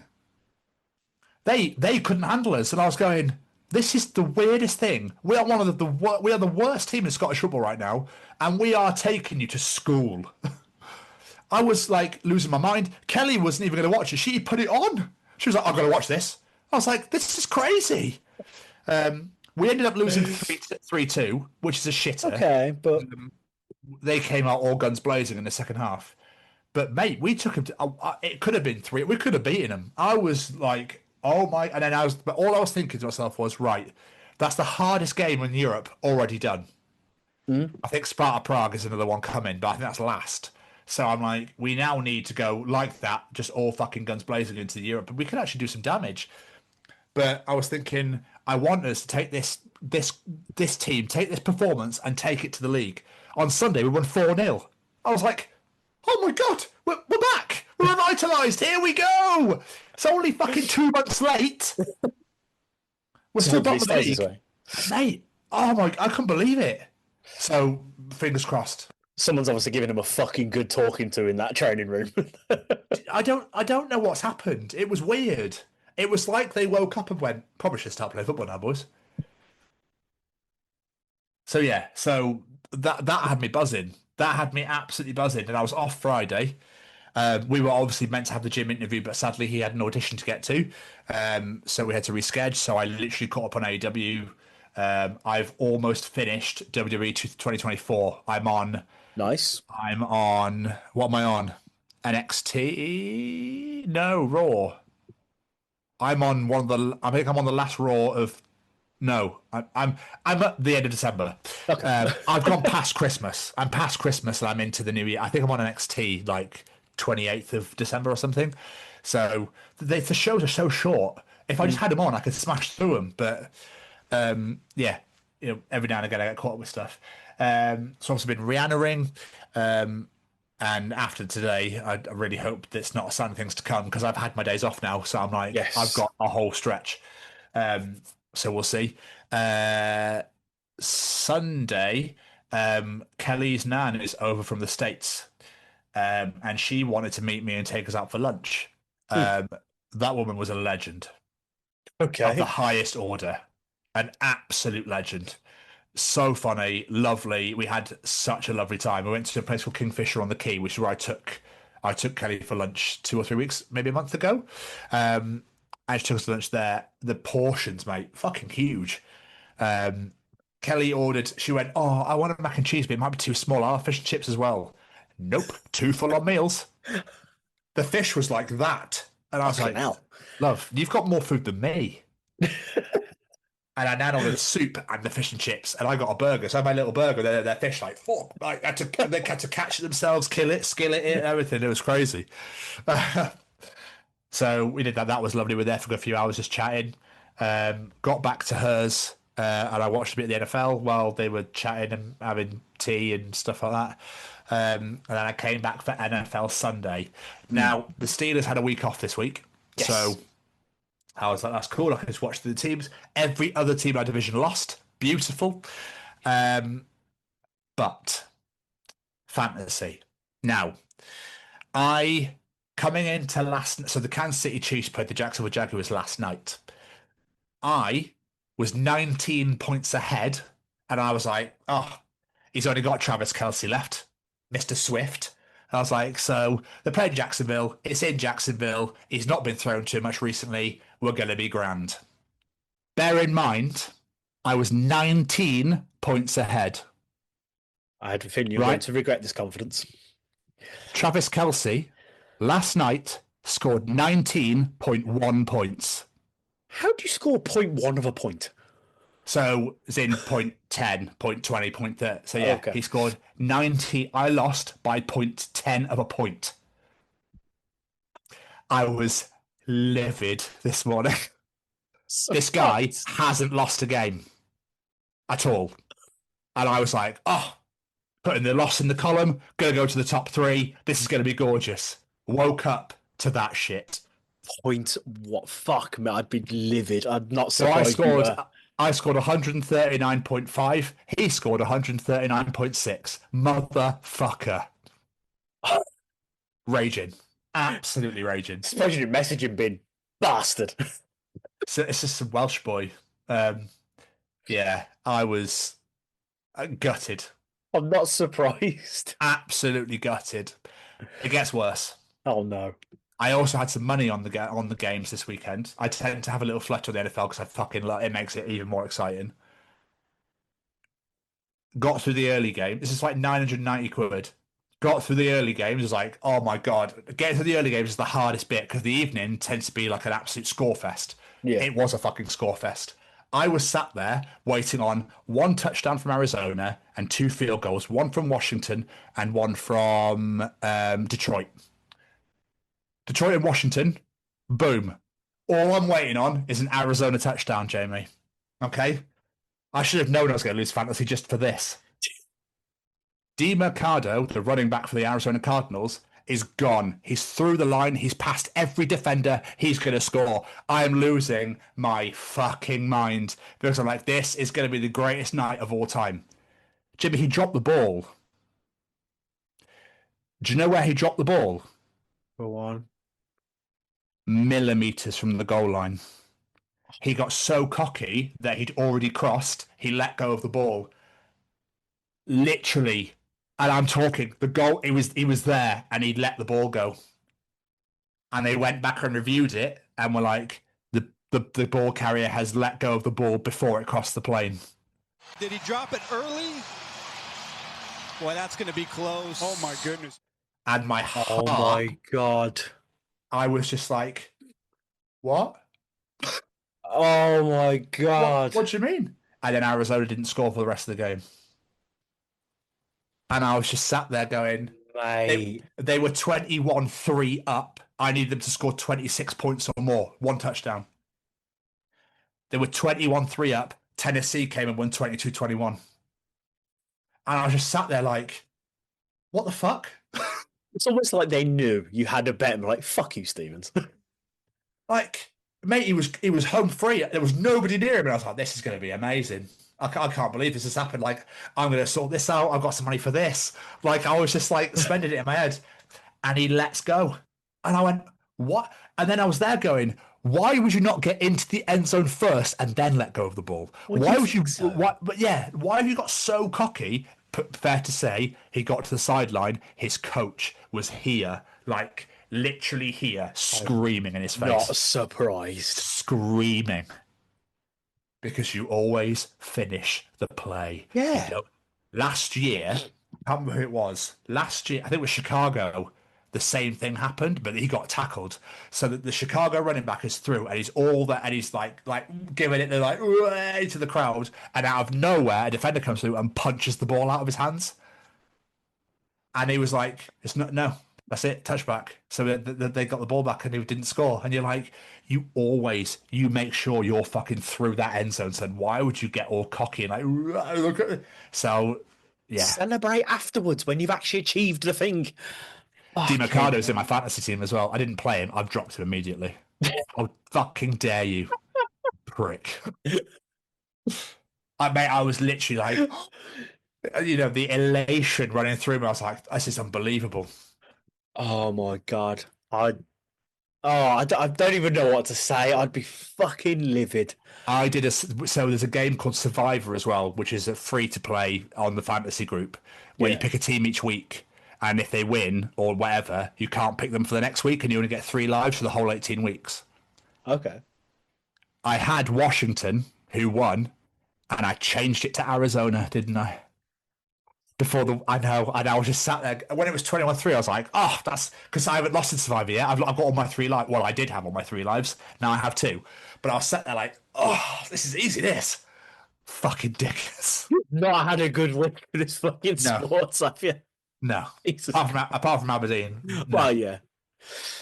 Jesus. But this week, Scotland are playing Greece on Thursday night in the biggest World Cup qualifier of our history, of our footballing lives as a nation. We haven't been to the World Cup since 1998.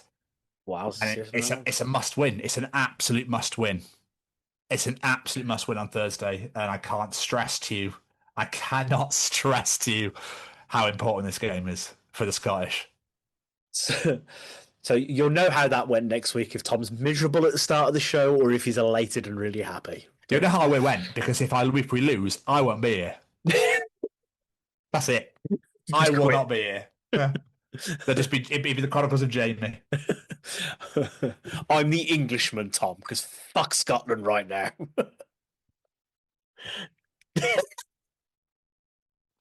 How dare you? How dare you utter those words? One of my patients today was like, oh, one of my best friends is holidaying in Scotland right now. And I went, I hope she's kissing the ground and breathing that beautiful Scottish air into those lungs of hers. Because that's all I want to do right now. Yeah, I want to feel safe back in the motherland. I want to get down on my hands and knees, just kiss the ground and be like, oh, I'm home. So yes, Jamie, that was literally my week. Oh, fucking hell. horrible end. Jesus Christ. I cannot express to you how to be so fucking happy. I'm like, this is the greatest night of my what the fuck's just happened. Oh, Go man. from here all the way down to, I was just like, you absolute bastard. Watch Arizona go and score all the fucking points in the rest of this season. Probably. Yeah. Just that one game when you needed them to. Kyler Murray's at the screen there going, fuck you, ginger pudding. And it'll all be that guy that failed you and on the Demercado, yeah, wanker. What a dickhead. I know. I bet he feels like right. He won't start now. Anyway, Jamie, sorry. Anyway. Ladies and gentlemen, right, I think this is the fastest I have ever chosen a single of the week. I think in my life. You chose it before it came out. Because what happened, we recorded last Tuesday. Yes. Yeah. And on Tuesday night, Stick to Your Guns had teamed up with Paleface Swiss to release a beautiful, beautiful song. Zelly posted it on Instagram, and I was like, ooh, interesting. What's this posting? Paleface Swiss times Stick to Your Guns. And I was like, oh, okay. So these are two of the bands that I'm loving right now because their albums run contenders for my album of the year. And I was like, fucking hell, what's going on here? To the fact that they released a brand new single combined called Instrument of War. So I think there's some political I imagine agenda stuff within the song because they started releasing t-shirts and they sold out in 30 minutes. Oh wow, okay. Or something. Zelly they're going to make more and all the money's going to charity, which is fucking incredible. But the song is unreal. It's fucking absolutely good. Zelly sounds like Corey Taylor of the 90s. Yep. And Jesse's clean vocals in the chorus are just like, mwah, mwah. And that's why I love Stick to Your Guns so much. I'm not a massive hardcore band fan, but Stick to Your Guns is something else. That's all I can say. I know, like just the combination of the scream and the hardcore with the Killeen, it's just gorgeous. So I cannot stress this enough. Paleface Swiss and Stick to Your Guns, Instrument of War, standalone single. They're on tour in January together. I need to go, basically, without fail. Unbelievable song. I played it to Kelly and even she went, it's not bad that, I quite like that. Oh yeah, it's fucking good. Like, oh my God, like you showed me, I was like, I'll give this a listen, go on then. By the time it finished, I was like, I want that to be my single of the week. Fuck you, that's really good. Like, it is phenomenal. Like, oh, I can't even put into words how good that song is. I think I've listened to it like 5 or 6 times now. Nice. I haven't left the house 5 or 6? I haven't left the house to listen to music. I only really listen to music when I'm traveling. So, like, that's fucking insanely good. So good. It's so good. Like, I couldn't believe it. Like, when I was going through the to pick my single of the week, I was like, this isn't as good. This isn't as good. This isn't as good. I'm like, this is good. I'll have this one. But yeah, definitely Trucky Chatter song out is incredible. Oh, but as I was saying, I'll have this one. I must tell you what that one is. Living Dead Girl are back with their brand new single, Succubus.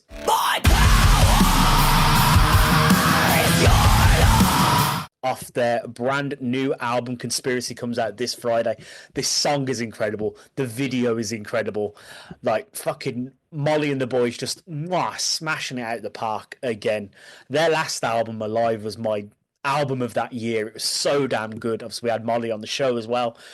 And yeah, so far, so good for this new record. It sounds absolutely incredible. I cannot wait to listen to the rest of the album on Friday. Oh, yeah, this song's really, really good. So I noticed that she posted earlier today, got the physical album copy in her hand. Yes. So she's got, that's like earlier. She's got them. So make sure you check out Living Dead Girl's brand new single Succubus. Their brand new album is out on Friday. And go and check out Instrument of War by Paleface Swiss and Stick to Your Guns. Because they're just what tunes. On the subject of music, I meant to bring this up last week as well. So I saw a band announcement for a tour for next year, which is Sleep Theory, and they are touring with the Pretty Wild. Now, I was like, I messaged our friends Simon and Lou, who host When Simon Met podcast, and I said, are you going to this show? I think Lou posted it, and she said, yes, do you want to come? And I was like, yes, I do. Like, perfect, let's go to London. Sold out in 30 minutes. Really? The whole thing gone. I went, oh. Is the whole tour sold out? Because I wanted to go as well. Fuck. Yeah. I didn't realise. I know they've upgraded some of the venues. Is that sold out? Completely sold out. Yeah, completely gone. Fuck. So forgive me, the singer's name for Sleep Theory, I can't remember, then posted a video and said, wow, we've never played the UK. What the ass has happened here? Why have we sold everything out so quickly? Would you like us to upgrade? To which I think 100 million% said yes. Yes. So they've upgraded. So all standard tickets will stand for the shows. They are now available. They are still available. Oh, okay. So I am going to be getting my fucking hands on some. I want to go and see Sleep Theory because their debut album is fucking ridiculously good. Yep. So, and I imagine you want to go for the Pretty Wild. I want to go for Sleep Theory as well because that album's incredible, like you say. It's unbelievable. It's unbelievable. Yeah. Like every track, I was like, "Fuck, this album is sensational." Another album I'm really enjoying is Never Tell. Okay. Who are supporting Bury Tomorrow? Fuck me, unbelievable. They rap.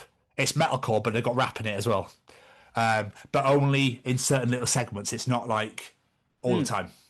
Okay. And they've got a song with Sleep Theory on their album as well, which is unbelievable. That album is also superb. And the Registered Separators just released their brand new album as well, X's for Eyes. Also sensational. Kellen Quinn's on that as well. Unbelievable. There's so much out at the moment. I was like, this is insane. Yeah, and to which I sent you earlier is the brand new Ice Nine Kills song. Is out on Thursday, based around the Joker. Yeah, I get a feeling I might know what my single of the week for next week will be. But just based on the artwork of Spence looking like the Joker, yeah. I heard like a little 5-second clip of it earlier and I was like, damn, that sounds good so far. So yeah, I look forward to that. But yeah, I really want... Fuck off, it sounds good. I really wanted to go to that Bury Tomorrow tour, but I don't know if I'm going to be able to go now because of my neck. So because I hadn't got a ticket yet, and it's probably a good job. I really want to go as well, but then, Never Tell us support, and I was like, oh, that would also be unbelievable, just for that support. So, yes, I need to get going to more shows. That's all I can say. Anywho, Stab Tom's Journal. Rate me, baby.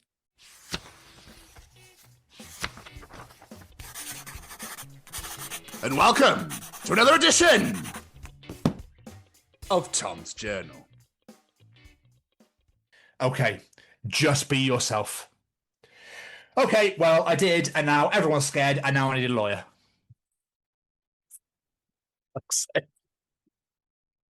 It's true, though. When people say, be yourself, I'm like, probably not a good idea. No. Okay, we've had teachers of Reddit. We have had firemen of Reddit. Yes. Now come garbage men of Reddit. What's the most memorable thing you've ever found in the trash? Trash. I'm not a garbage man, but my dad was before I was born. He's found old fishing lures, a Belova watch, but most importantly, are you ready for the most wholesome story you've ever heard? Bring it. My dad was the driver who had this one girl's garbage route, and every time the girl would hear the truck, she'd get all the last-minute garbage from the house and take it out. She'd get a good look at all the garbage men. And she was super interested in my dad. She even scheduled her radiography classes around trash collection day just so she'd be home. When my dad noticed the trend, he'd often switch roles with one of the guys in the back of the truck so he could take the girl's last-minute garbage from her and toss it in. This went on for months. One day, the girl's father locked her out of the house and said he wouldn't let her back in until she gave her phone number to one of the garbage men. Coincidentally, this one day, my dad was driving. She took the trash up to the guy on the back and she asked him, "Hey, is your driver seeing anybody?" The guy yelled to my dad, "Hey, Keith, are you seeing anyone?" And this is how my dad found his most valuable treasure, my mum, in the garbage. They've been happily married for 26 years. That's amazing. What a beautiful story. I love that. That's awesome. Ah, so great, isn't it? When I read it, I was like, it's not funny, but it's going in. No, that's beautiful. I love that. What a moment. And fair play to her dad, for her dad being a legend. I know, yeah. Where'd you find your mum? Picking up rubbish. Yeah. In the trash. In the trash. When you're a kid, the only thing your worst enemy has to do is find a word that rhymes with your name and you're fucked. Yep. At the time, my friend's nemesis called him Michael Motorcycle, and he was messed up for days. It didn't matter how cool motorcycles are, it rhymed. he was toast.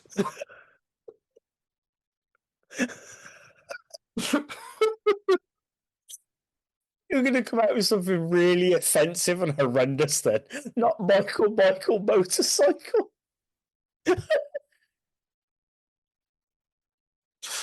But they're the worst ones. The stupid ones are the worst ones. Oh, yeah. Absolutely. I was called Triple T at school. Too Tall Tom. Oh, God. I just got called Amy a lot. Why? I had long hair. Yeah. That's boring. But see, then again, you know what I mean? Yeah. They're the worst ones. Then they did the surname and that marked me for life and still mortifies me for life. But there we are. Do I want to say this on a fucking public forum? Because it truly mortified me for life. Okay. I was long hair and I had fat and I was fat. So instead of Jamie Westwood, I was Amy Breastwood. There you go.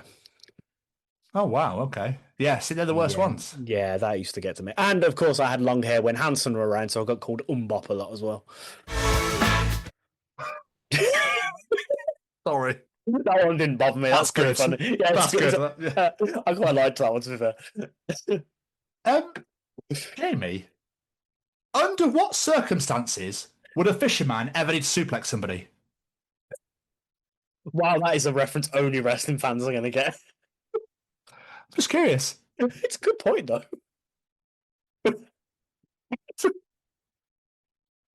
Just instead of taking photos of their big fucking children, just fucking throwing them over their heads.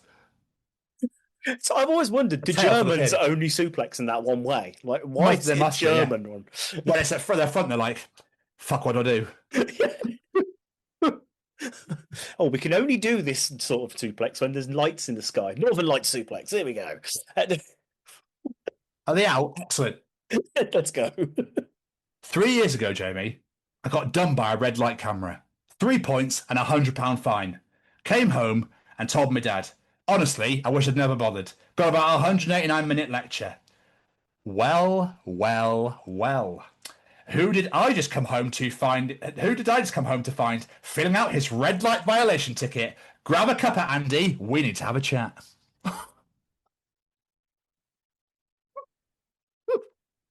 Why do you always feel this weird sense of power when you call your parents by their real name? Yeah. All right, John. Let's have a little chin wag, shall we? Absolutely superb. This just blew my mind. Please share a fact you're really excited to know. More people have been to the moon than went to Takeshi's castle. What? Really? Yeah. Wow. That's insane, right? Why did my head instantly go, it's probably more of a challenge to win Takeshi's castle than it is to go to the moon? It is fucking difficult to go to win Takeshi's castle. Yeah. It's so hard. Bit of training, you go over a couple of people. I'm sure it's not that difficult. Takeshi's castle, that's fucking... The front, yeah, we got to shoot the water through, but there's loads of them and like one of you. Oh, there's no chance. The tanks, yes. Yeah, like no chance. Fucking hell. I haven't seen that in years. I'd drive into the corner, then stand up with my back to the thing, so no one can shoot it, and then I just fucking go for it. That's smart. That is smart. You need to go on to Takeshi's castle now. Yeah, I think it's shit now. I was going to say, it doesn't even still exist. What's the weirdest thing that gets you angry? This might be a good participation challenge, this. That's all, yeah. Websites telling me I haven't entered a valid email address when I haven't even fucking finished putting the fucking emails in the fucking box yet, for fuck's sake. Well, the one that gets me is when you've put in your email address, but you accidentally put a space at the end of it. At the end! So it's not adding any more fucking letters, but apparently that's invalid. Piss off, website. I always do when I put my email address in and put that out hotmail.com. I haven't got a Hotmail. Do you know what I mean? And you go, oh no, it's Gmail, you twat. Fucking hell. So I still use Hotmail, so I've never... Oh, I just love me some Gmail. I don't know why. I'm weird like that. I use the Gmail app, but I have a Hotmail account.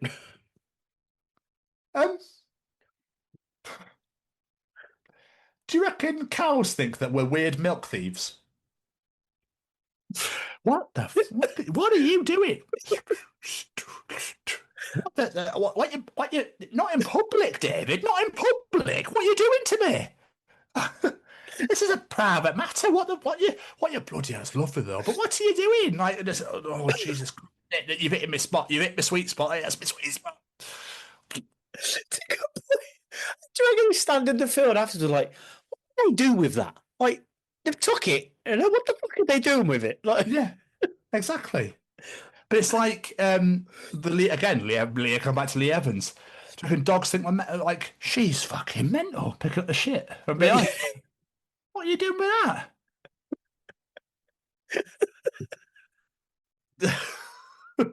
It's got this weird image in my head of cows having a conversation, being really confused.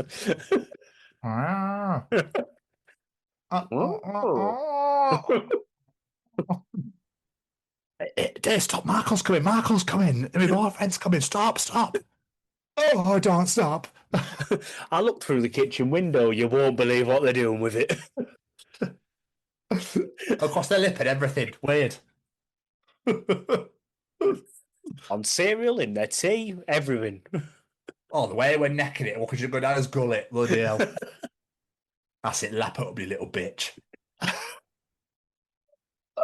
You like me fucking milk, don't you? Yeah, you lap it up, you little fucking bitch, you. It's not one cow that just gets off on the idea of it. Cow kink. Fucking moo.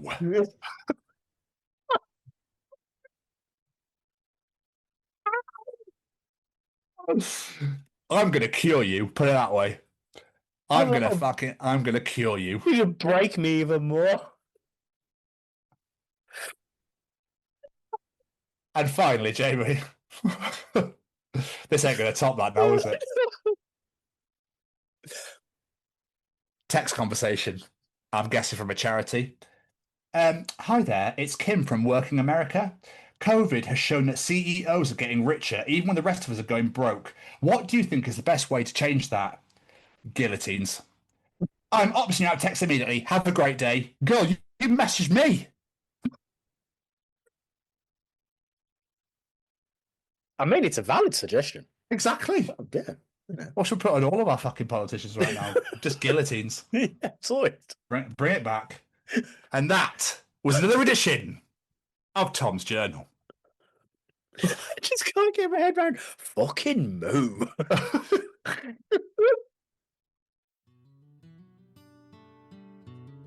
It's about getting into schools and talking to young people because, you know, I know that people can change. And it's about talking to people and getting them to understand and perhaps step back from violence and prejudice and whatever. And we just need to work together and keep on the good fight there. Absolutely. Hey there, guys. We are ecstatically happy to announce that we are associated with the Sophie Lancaster Foundation. The times are changing, and with the unfortunate death of Sophie, those changes have made a massive impact for the future. If Sophie was with us still today, I can guarantee what you are doing will still be reaching so many lives of young teenagers, young adults, and those who wish to be as different as possible. So thank you very much. To find out more about this incredible foundation and all the work they do, and more importantly, how you can help, head on over to www.sophielancasterfoundation.com. Mr. Stevens. Mr. Stevens. If you did not think of anything, then go for Charlie Chocolate Factory, or was it just... No, that was well planned the whole time. I even wrote in my notes, Oompa Loompa. Nice. Let's participate. It's time for Jamie's challenge and get your answers because we're gonna participate. It took me a minute then. Pretty green triangles. What? It's pretty good noise. Yeah, that Quality Street. Triangles. Get out. I never said it was a good joke. Awful. It's audience participation, so it is time to answer my question. Why won't you join in with me in my audience participation challenge? Oh, you were so close. You were so close. You were so close. Oh. You were so close. You were doing really well. I was like, I'm enjoying it. And then you just went completely off. Yeah, I ruined it at the end. I didn't know how to finish it. It's all time to answer. Because it's Jamian's challenge. Who the fuck is Jamian? I don't know. I fucked his name. And now let's participate in Jamie's challenge. Nice, you got his name correct. And now let's all answer, bitches. I thought you said Jamian's. Was like, did I hear that wrong? Because I did say Jamian's. Yeah, I thought the joke, Joe. Never mind. Ladies and gentlemen, it's time to participate in Jamie's participation challenge. Last week we talked about the upcoming edition of Quality Street's mystery flavour. So with that in mind, we are asking, what flavour would you like to add to the Quality Street selection? This is hard. So obviously coffee was a big one and they're already bringing that back. Yes. And then I saw someone's answer. I was like, oh my fucking God. Yes, please. Which is one of my other favourite flavours, which is cherry. So, yes. But I would probably go lemon. Yeah, that doesn't surprise me with you. Yeah. Lemon, lime, or cherry, because I think that'd be elite. I wonder what mango would be like. But maybe as bits, not as the cream.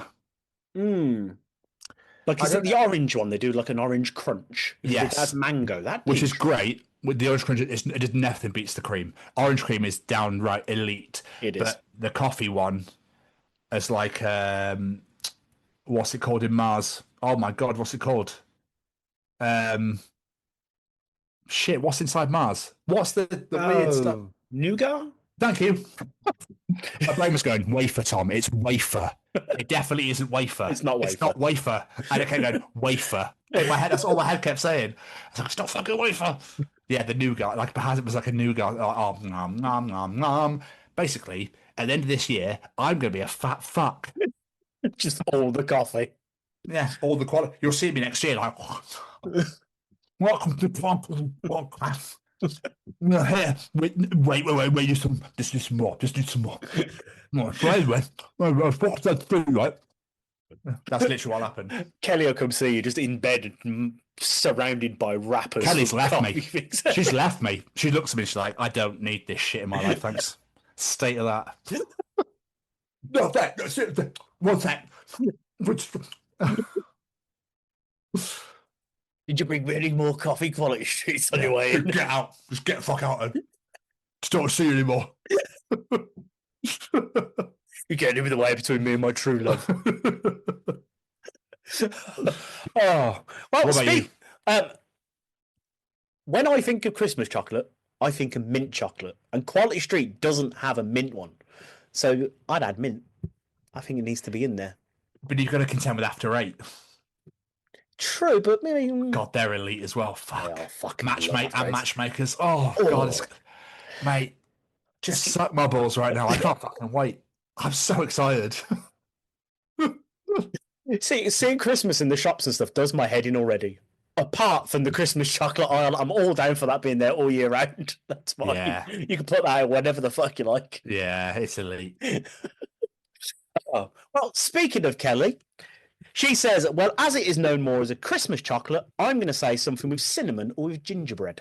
Oh. I'm going to say get out on both accounts, but you do you. I also can't eat my own kind. So, you know, we're a very humble nation, a very humble race, and I don't think eating ginger is the great idea, to be honest with you. We're quite, I was going to say stout, we're not stout. No. Tart is the word I want. Yeah, and, you know, I can't eat my own kind. We're a loving breed. We're too spicy. Yeah, not for me. I'm not a fan. Oh, no, same. Good friend Jude Mill from Acid Age says Guinness. Of course he says Guinness. Of course he did. Of course he says Guinness, yeah. I'm not really a big fan of Guinness, but yeah. I used to fucking love it when I drank. Yeah, it doesn't surprise me. Gemma Williams says bounty flavoured everything. But isn't there already Isn't there already a coconut in? I'm not interested. Get the fuck out. I mean, I'm with her. I wonder why this, but isn't there already a coconut one in College Street? Blue one, yeah. The blue, yeah. I thought it was. And it's delicious. It's one of my favourites. No, get grim. I'm going to post them all to you. You find it Please funny. do. You are Please getting do. the flattest fucking chocolate ever in a massive jiffy bag. I'll send you all my coffees. You send me all your coconuts. You've got yourself a deal. Deal. They'll all be melted and flat by the time they get to I hope Kelly don't like I don't think she does, as far as I'm aware. It's fine. Don't tell her there. Sneak them out. Yeah. What's all the coconut chocolate? What's all the jiffy bags? Just turned up. Flew in through the window. Like present from Santa. I don't know. Yeah.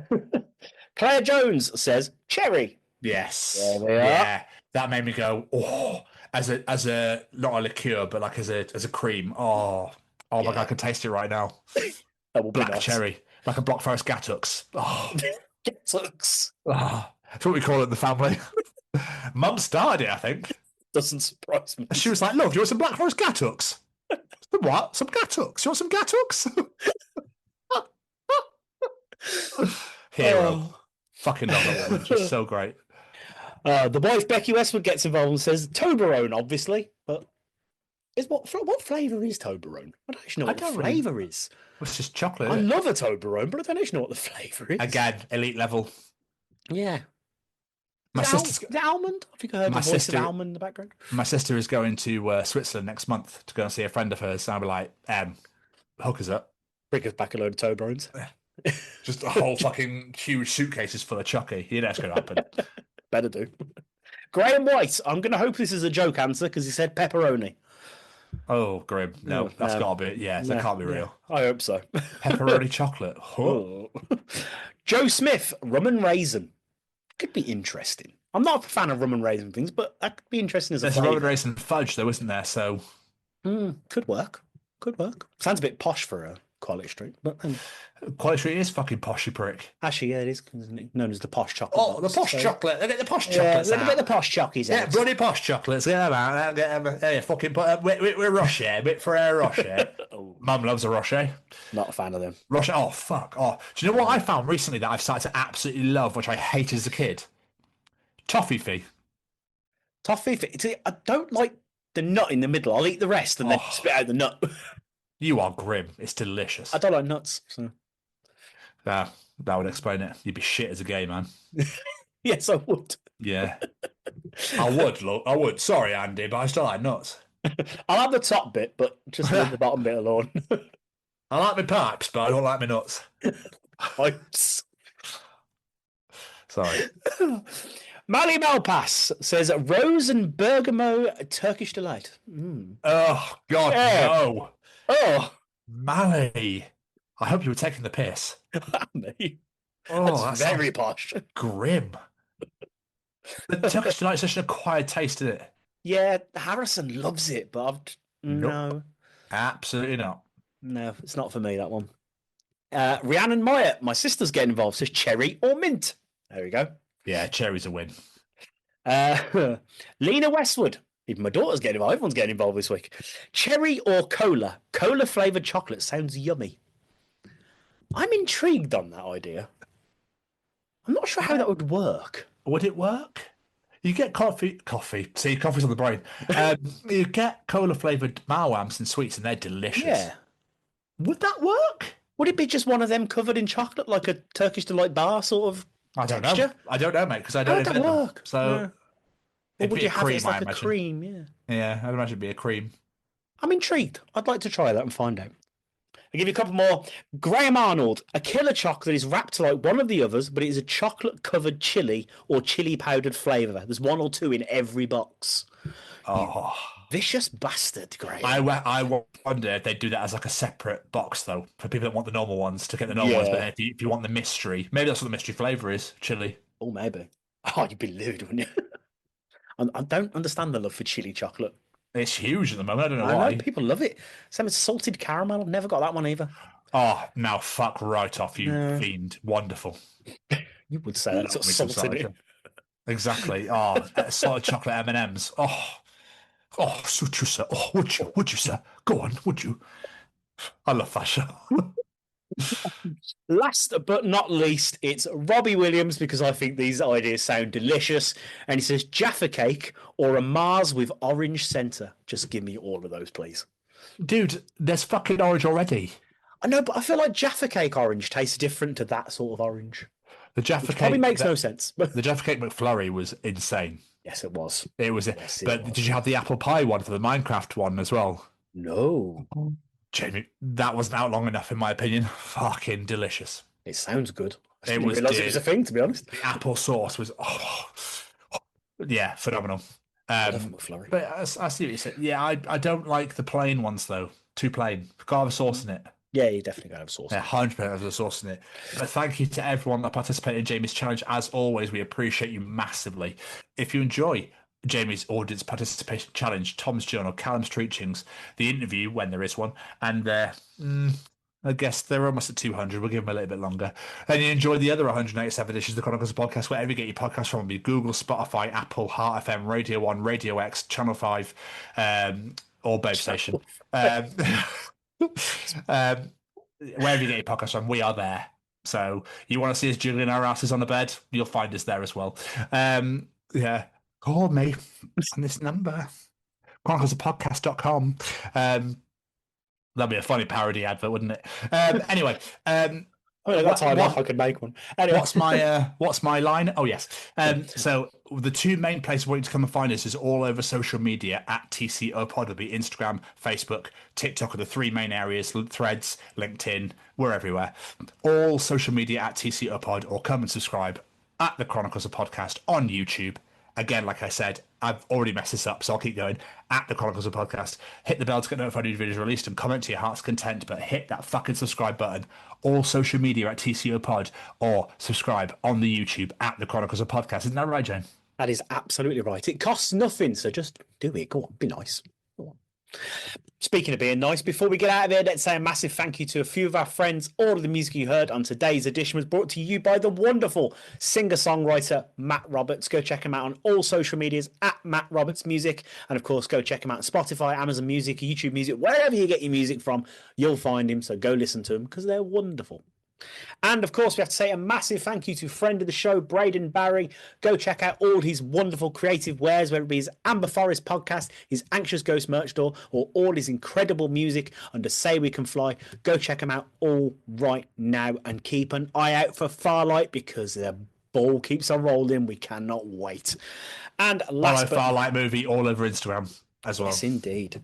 And last but not least, we have to say a massive thank you to the Sophie Lancaster Foundation because they are stamping out prejudice, hatred and intolerance everywhere, and I mean everywhere. This is not a UK issue, it's a global issue where people of the alternative community are being treated differently simply because of the music we listen to and the way we dress. If you are not familiar with Sophie's story, please head on over to sophielancasterfoundation.com. Familiarize yourself with that story. It is a very important story of a young girl who lost her life simply because she wanted to be herself. There's no more of a rhyme or reason to it. So please familiarize yourself with that story, share it out with the world so people who aren't familiar with it know it. While you're on there, please go check out ACT, Alternative Communities Together. It's part of the National Lottery Community Fund, where we're basically helping people in the alternative community know how to deal with these acts of hate crime should they happen. So please help us, help them. Go on over to the website and familiarise yourself with that story. And last but not least, a massive thank you to this beautiful bastard right there. Thanks, mate. Appreciate it. Jim, if we did get to speak to you this week, then thank you so much for joining us. Another wonderful addition to the bag, James. Another wonderful addition indeed, my friend. As for this week, everybody, we will see you all next week for another edition of the Chronicles of Podcast. Goodbye, everybody. Bye.